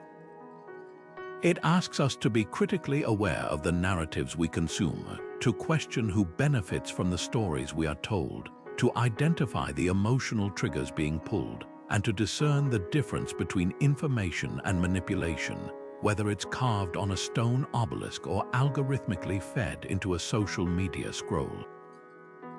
This reflection empowers us to become more conscious participants in our own society, understanding that the battle for truth is not a new one, but a continuous struggle that requires vigilance, skepticism, and an unwavering commitment to the integrity of our own mind. The echoes of these ancient techniques did not fade with the marble of Rome or the papyrus of Egypt. They were merely passed down, adapted, and refined, creating an unbroken chain of influence that stretches directly into our modern world. Medieval European monarchs, for instance, became the new masters of divine association. They cloaked their rule in the powerful authority of the Christian Church, undergoing elaborate coronation ceremonies where bishops anointed them with holy oil, symbolizing that their power came directly from God. This was the Roman imperial cult reimagined for a new age, using religious pageantry to justify their absolute authority and quell dissent. Their castles and cathedrals, looming over the landscape, served the same psychological purpose as Egyptian pyramids or Roman forums: permanent, awe-inspiring assertions of power meant to dwarf the individual and cement the social order. The Renaissance witnessed a spectacular rebirth of classical propaganda, as rulers and powerful families like the Medici in Florence or the popes in Rome became voracious patrons of art and architecture. They understood, just as Augustus had, that cultural patronage could craft a legacy of magnificence and wisdom. By commissioning artists like Michelangelo and Raphael to fill churches and palaces with frescoes that depicted them as pious, wise, and powerful figures, they were engaging in a sophisticated form of image management. These works were not just beautiful, They were arguments made in paint and stone, designed to glorify the patron's regime and influence public perception, creating a visual narrative of their virtue and right to rule that would endure for centuries. This historical thread finds its most chilling and explicit modern expression in the totalitarian regimes of the 20th century. The Nazis and the Soviets did not invent propaganda, they industrialized it, drawing directly from the ancient playbook. Adolf Hitler and his architect Albert Speer were deeply influenced by Roman imperial architecture, coining the theory of ruin value. They designed massive, neoclassical structures like the Nuremberg rally grounds with the specific intention that, even after thousands of years of decay, their crumbling remains would still inspire awe and speak to the power of the Third Reich, just as Roman ruins did.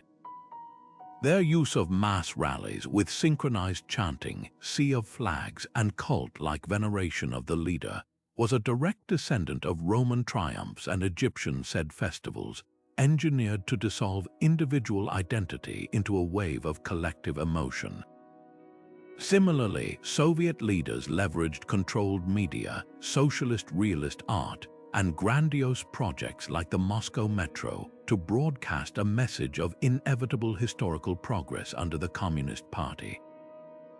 Statues of Lenin and Stalin were erected in every town square, modern versions of imperial cult statues, while state media continuously reinforced the leader's wisdom and the populace's devotion.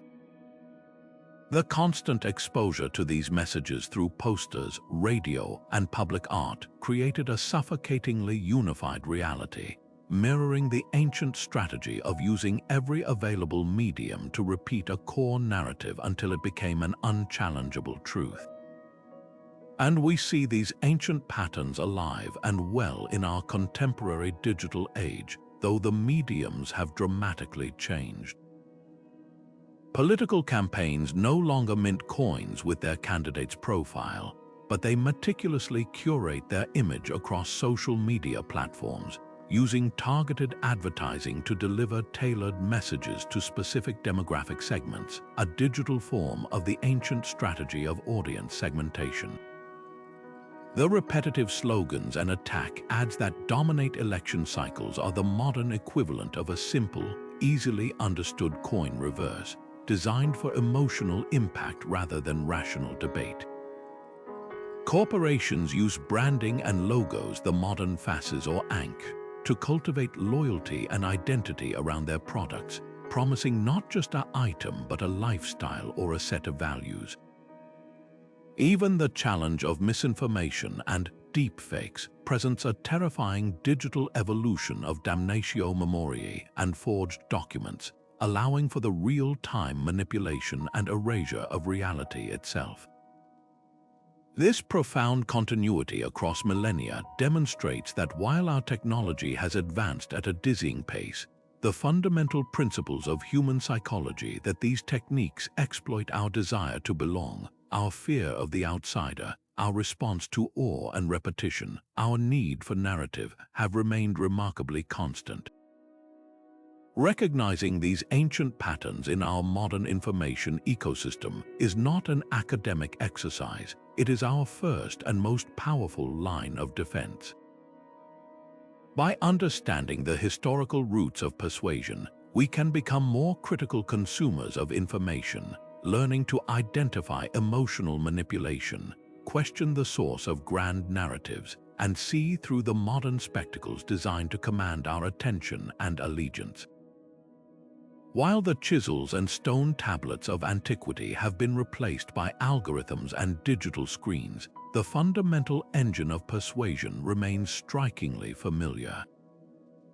The core principles that guided an Egyptian scribe carving a pharaoh's decree are the very same ones that drive a viral marketing campaign today. It begins with the ruthless simplification of a complex message, distilling it into an easily grasped symbol or slogan, whether it's the profile of an emperor on a coin or a catchy hashtag trending across the globe. This simple message is then engineered to bypass our rational minds and tap directly into our deepest emotions, our fears, our hopes, our pride, or our desire to belong. And once that emotional connection is made, the message is repeated with relentless consistency across every available medium, from the reliefs on a temple wall to the sponsored posts in a social media feed, until it begins to feel less like an argument and more like an unquestionable truth. The ultimate goal for both the ancient ruler and the modern influence operation is total narrative control, shaping the story that people accept about the world and their place within it. Where our era diverges so dramatically is in the sheer velocity and surgical precision of its methods. An Assyrian king could only hope that the terrifying images in his palace would be seen by enough visiting dignitaries to spread his reputation for brutality. A Roman emperor might wait months for news of a victory to circulate via coinage and travelers' tales. Today, a narrative can be crafted, targeted, and injected into the global bloodstream in a matter of hours. Modern propagandists wield the power of data analytics, allowing them to move beyond broadcasting to the masses and instead micro-target individuals based on their precise psychological profiles, personal anxieties, and online behaviors. This creates a personalized reality for each user, an echo chamber where the same core message is reflected back with variations so subtle they feel uniquely persuasive. This is a level of influence that would have left even a master like Augustus in awe, the ability to speak to millions, yet make each one feel spoken to directly. Yet for all our technological sophistication, the most effective persuasion often still relies on the ancient blend of the overt and the subtle. The colossal statue of a pharaoh was an unmistakable declaration of power, but the humble coin circulating in the marketplace was a far more insidious and effective tool. We see this same duality in our modern landscape.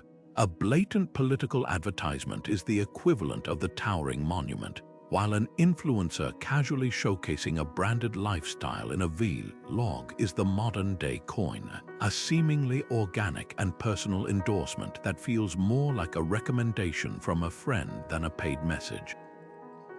Ancient viral campaigns were the rumors strategically spread about Alexander's divinity, narratives that took on a life of their own because they offered a compelling story. Our memes and viral challenges operate on the same principle, packaging ideas in a shareable, engaging format that encourages voluntary participation in spreading the message, often without any conscious awareness of the persuasion at work. Perhaps the most crucial lesson from the past is that the most durable propaganda is not built on a foundation of pure fiction, but is instead grafted onto a stem of genuine human need. The Roman grain dole was a real economic benefit that created tangible loyalty. The pharaoh's claim to control the Nile flood was powerful because a good harvest was a life or death reality for every Egyptian. The most successful modern narratives often follow this same pattern, exploiting real economic anxieties, legitimate social grievances, or profound cultural yearnings. They offer simple, emotionally satisfying explanations and solutions for complex problems, providing a sense of order and identity in a confusing world. This alignment with reality, however tenuous, is what gives manipulative narratives their potent staying power and makes them so resistant to factual counter-argument. By holding the ancient mirror up to our modern world, these patterns snap into sharp focus. This historical perspective is not an academic exercise, it is a critical tool for defense. It allows us to recognize the familiar rhythms of emotional manipulation, the strategic repetition of simplified messages, and the subtle cues embedded in our daily media diet. When we understand that these techniques are millennia-old tools of control, we can begin to interrogate the narratives we consume. We can learn to ask who benefits from the story we are being told, what emotions it is designed to trigger, and what realities it might be obscuring or exploiting. This awareness is our best hope for cultivating a healthy skepticism, empowering us to navigate the information deluge not as passive recipients, but as conscious, critical thinkers. This journey through the past now leads us to examine specific case studies, to see how these principles were put into action in some of history's most ambitious and enduring propaganda campaigns. To understand the sheer brilliance of Augustus's propaganda, we must first step back into the chaos from which he emerged. The Rome he inherited was not the marble-clad empire of legend, but a fractured, bleeding republic shattered by decades of civil war. The people were exhausted, traumatized by proscriptions that saw citizens hunted down for their wealth and political allegiances. It was into this vacuum of hope that the young Octavian, later Augustus, stepped. His rise was not a peaceful ascension. It was a brutal, bloody climb to the top, culminating in the defeat of Mark Antony and Cleopatra at the Battle of Actium. He had seized power through force, and everyone knew it. The monumental challenge he faced was not winning the war, but winning the peace, transforming his image from that of a ruthless warlord into the revered, paternal savior of the state. The res gesti divi Augusti, or the deeds of the divine Augustus, was the masterful, culminating solution to this lifelong project of reputation management. This document was far more than a simple list of accomplishments. It was a curated autobiography in stone, a first-person narrative designed to be his eternal voice. Imagine walking through a bustling Roman forum and coming upon a towering bronze inscription. You wouldn't be reading a dry historical account from a third party. You would be hearing the words of the deified emperor himself, speaking directly to you from beyond the grave. This personal touch was a stroke of genius. It created an intimacy and an authority that a royal chronicle could never achieve. The text was strategically replicated and installed in temples dedicated to Rome and Augustus across the empire, from the heart of the city to the distant province of Galatia in modern-day Turkey.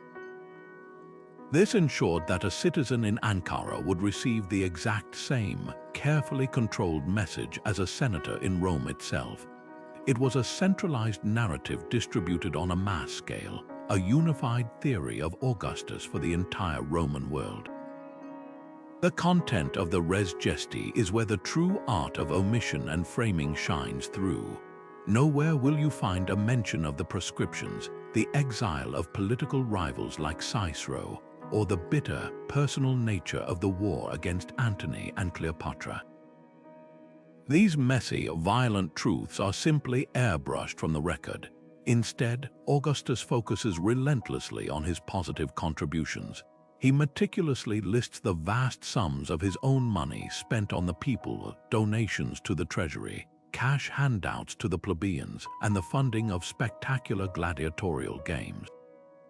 He boasts of building or restoring dozens of temples, a clear signal of his pietas or religious duty. He details the roads, aqueducts, and other public works constructed under his watch, portraying himself not as an autocrat, but as the city's benevolent benefactor and devoted steward. Perhaps the most powerful and repeated theme is peace.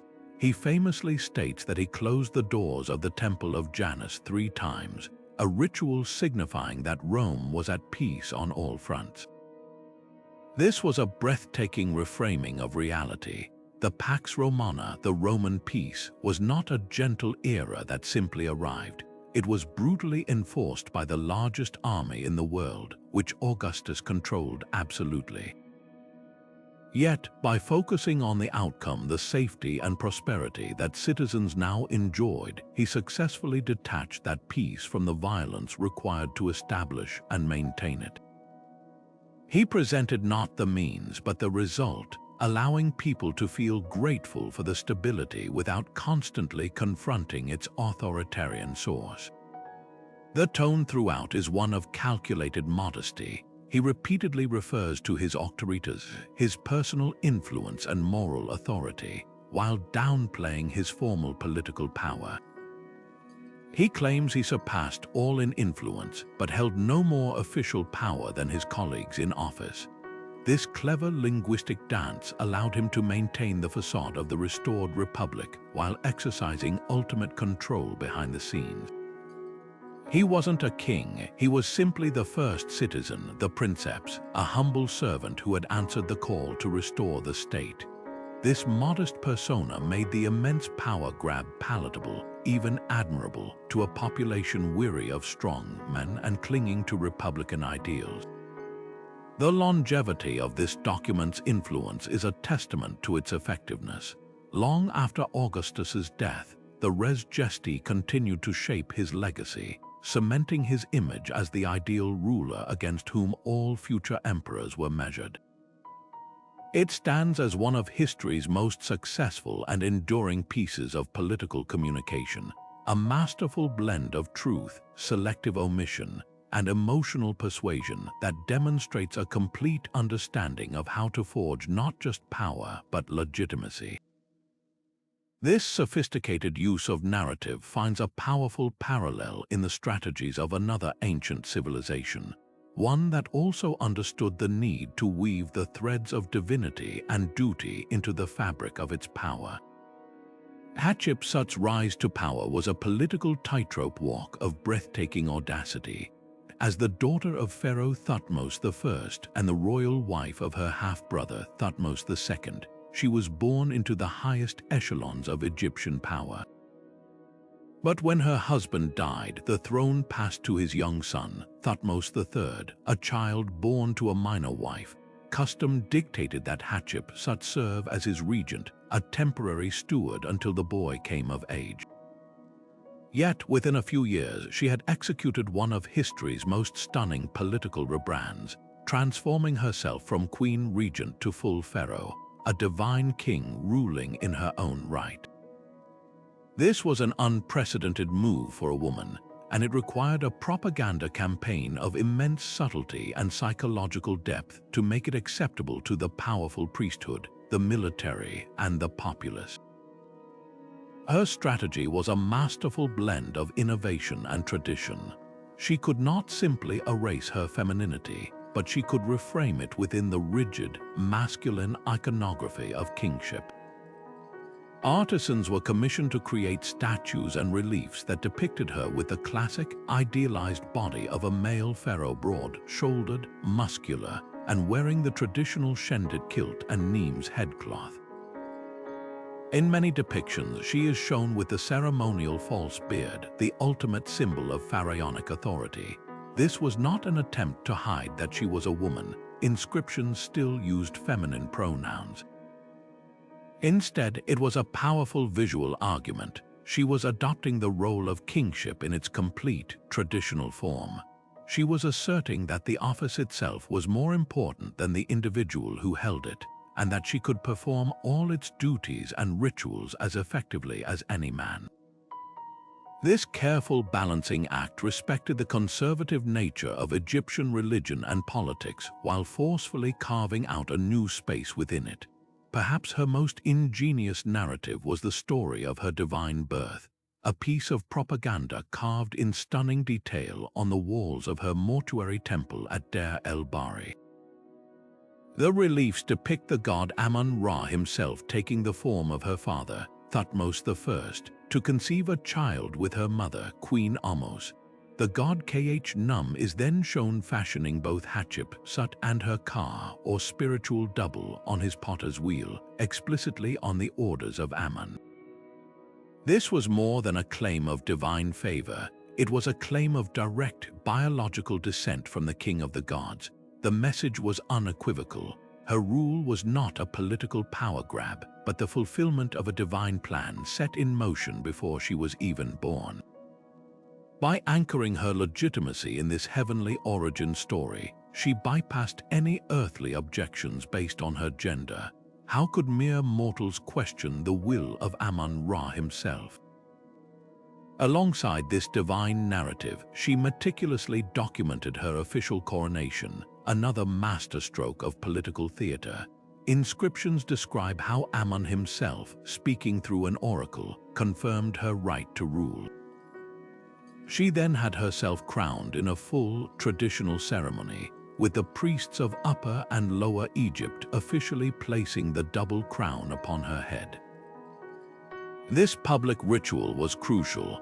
It transformed her theoretical claim into a concrete, witnessed event, sanctified by the religious establishment.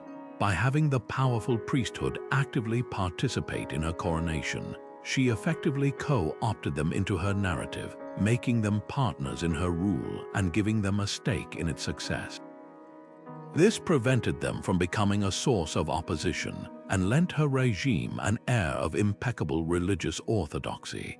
For 20 years, Hatshepsut ruled a prosperous and peaceful Egypt, commissioning magnificent trading expeditions to the land of Punt and building some of the most elegant architecture the world had ever seen.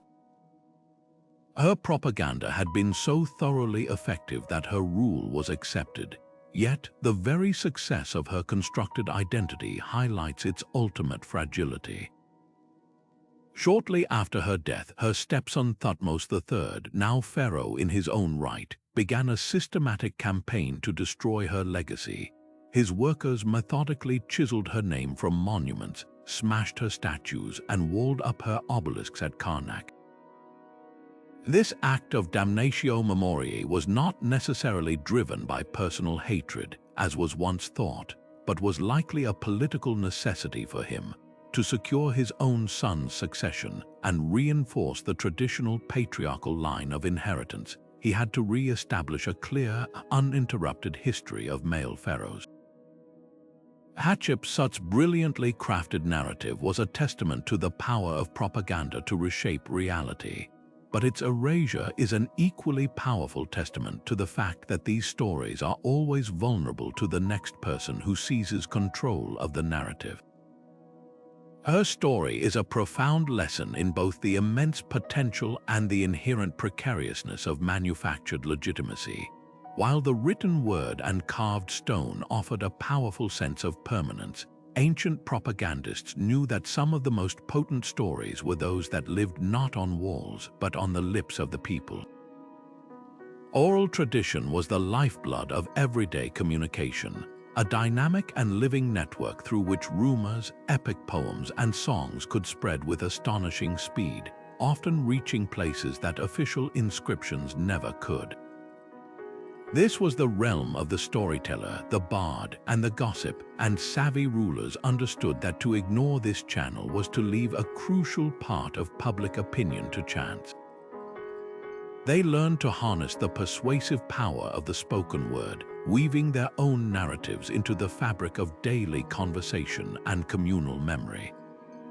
A well-crafted story, repeated often enough around a cooking fire or in a bustling marketplace, could become accepted truth, shaping perceptions in a way that a formal decree never could. Long before the written word could be set in stone, the most powerful narratives were carried on the human voice, woven into the very fabric of culture through song, poetry, and shared story.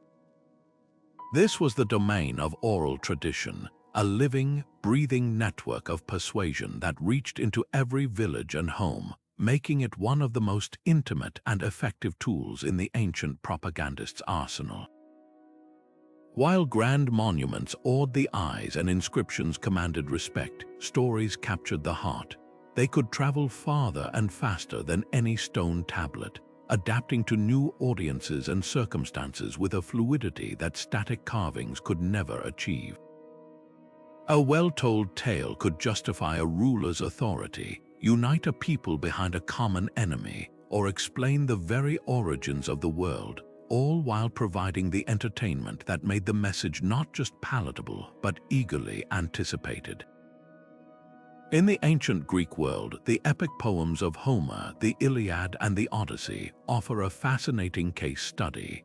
While Homer himself was likely not a state-sponsored poet, his works were anything but neutral. Recited by professional bards at aristocratic feasts and public festivals, these epics didn't just tell stories of gods and heroes. they disseminated a powerful code of values that reinforced the existing social order. The poems celebrated the glory of individual combat, the importance of honoring the gods, and the supreme virtue of loyalty to one's leader and comrades. This cultural blueprint naturally aligned with the interests of the ruling warrior aristocracy, encouraging young men to aspire to these ideals and see their own place within that hierarchy as noble and justified. The state didn't need to commission these stories directly. By embracing and promoting them as foundational national literature, they co-opted a pre-existing and beloved narrative to serve a stabilizing social function. Other societies took a far more direct approach, employing official court poets and storytellers whose sole job was to craft and disseminate state-approved narratives. In Celtic cultures, bards held positions of immense prestige and power within a chieftain's court. They were the keepers of genealogy, the composers of praise poetry, and the historians of their people's triumphs. A skilled bard could elevate a chieftain's reputation to legendary status with a stirring poem, while a satirical verse could destroy an enemy's honor as effectively as any sword. This gave the ruler a powerful hold over his public image, leveraging the spoken word to build a cult of personality that resonated deeply with his followers. Similarly, across West Africa, griots served as oral historians, musicians, and storytellers, preserving the lineages and heroic deeds of rulers and villagers. A griot's performance was not a simple recitation. It was a dynamic musical event that could glorify a king's generosity, justify a military campaign, or reinforce social norms, ensuring the community's history and values were passed down through generations in a compelling, memorable format. The true genius of oral propaganda lay in its performative nature. A story recited aloud is a shared experience. The rhythm of the poetry, the skill of the storyteller's voice, and the reaction of the crowd all combine to create an emotional resonance that a written text alone cannot match. This multi-sensory engagement made the messages incredibly sticky. A farmer who might never see the king's face could recall every detail of a story about the ruler's divine wisdom or a victory over a terrifying enemy because he had felt the thrill of the telling. Furthermore, these stories were wonderfully adaptable. A bard could subtly emphasize a particular hero's bravery to flatter a patron in the audience, or update a tale to reflect a recent political shift, ensuring the narrative remained relevant and served the current needs of power. This auditory dimension ensured that propaganda was not a privilege of the literate elite. It reached everyone: the farmer in the field, the craftsperson in the market, the child listening by the fire. The messages embedded in these stories became part of the cultural bedrock, the shared myths and legends that defined a people's identity and their relationship to their rulers. They complemented the visual propaganda of monuments and the written authority of inscriptions, creating a holistic, multi-layered experience of persuasion that surrounded an ancient citizen from all sides. The echoes of this power are unmistakable in our modern world, from the carefully crafted narratives of political speeches designed to stir a crowd to the viral stories and memes that spread with lightning speed across digital networks, proving that the most ancient form of mass communication remains one of the most potent. So how do we, as modern observers, begin to untangle this intricate web of ancient persuasion? How do we separate the polished, state-sanctioned narrative from the often messier historical truth? This is where the real detective work begins, a process of critical analysis that requires us to question everything we see and read from the ancient world. The first and most crucial step is to adopt a mindset of healthy skepticism toward our sources. We must remember that nearly every surviving text, inscription, and monument from the ancient world was created by the powerful for a specific purpose and with a vested interest in shaping perception. They are not transparent windows into the past, but rather carefully constructed portraits, and our job is to look for the cracks in the paint and the shadows they try to hide. One of the most telling signs of propaganda is the presence of predictable patterns. Look for relentless repetition of a specific message. If every coin, every temple relief, and every royal decree for a decade harps on about the same military victory, it's a major red flag. This kind of echo effect doesn't necessarily mean the event didn't happen, but it strongly suggests the state is working overtime to make it the defining event of the reign, often to distract from other, less glorious occurrences. A classic example is the Roman Emperor Domitian, who issued a vast number of coins celebrating a military triumph against the Chatti in Germany. The sheer volume of this messaging has led many historians to suspect that the campaign was far less decisive than he claimed, and that the coinage was a deliberate effort to manufacture a reputation for military prowess that he otherwise lacked. Repetition is a tool for making an idea feel inevitable and true, and in ancient media it was a primary weapon. Alongside repetition, we must train ourselves to spot the art of strategic omission. What is not said can be just as revealing as what is. A lengthy royal inscription boasting of a pharaoh's building projects and piety is suspiciously silent on a major famine that archaeological evidence suggests occurred during his reign. The complete absence of any mention of a rival heir in the official records might indicate a successful campaign of damnatio memoriae. When reading an account like Augustus's Res Gesti, we must constantly ask ourselves, what is missing, who is not pictured, what negative event is being glossed over? The gaps in the official story are often where the most fascinating truths are waiting to be discovered. Context is absolutely king in this analytical process. We must always ask who created this, who paid for it, and who was meant to see it. A massive victory stele erected in a public square is a very different source than a private letter between two administrators discovered on a scrap of papyrus. The public monument is pure spectacle designed for mass consumption and persuasion. The private letter, while still potentially biased, is more likely to contain candid assessments, logistical concerns, or even gossip that would never make it into the official record. Understanding the intended audience helps us calibrate the source's level of spin. A text meant for the inner court might be more brutally honest, while one for the general populace will be heavily filtered through the lens of ideology. Finally, we must learn to read the archaeology itself to see the physical evidence of manipulation. This is where the ancient propagandists sometimes literally tripped over their own chisels.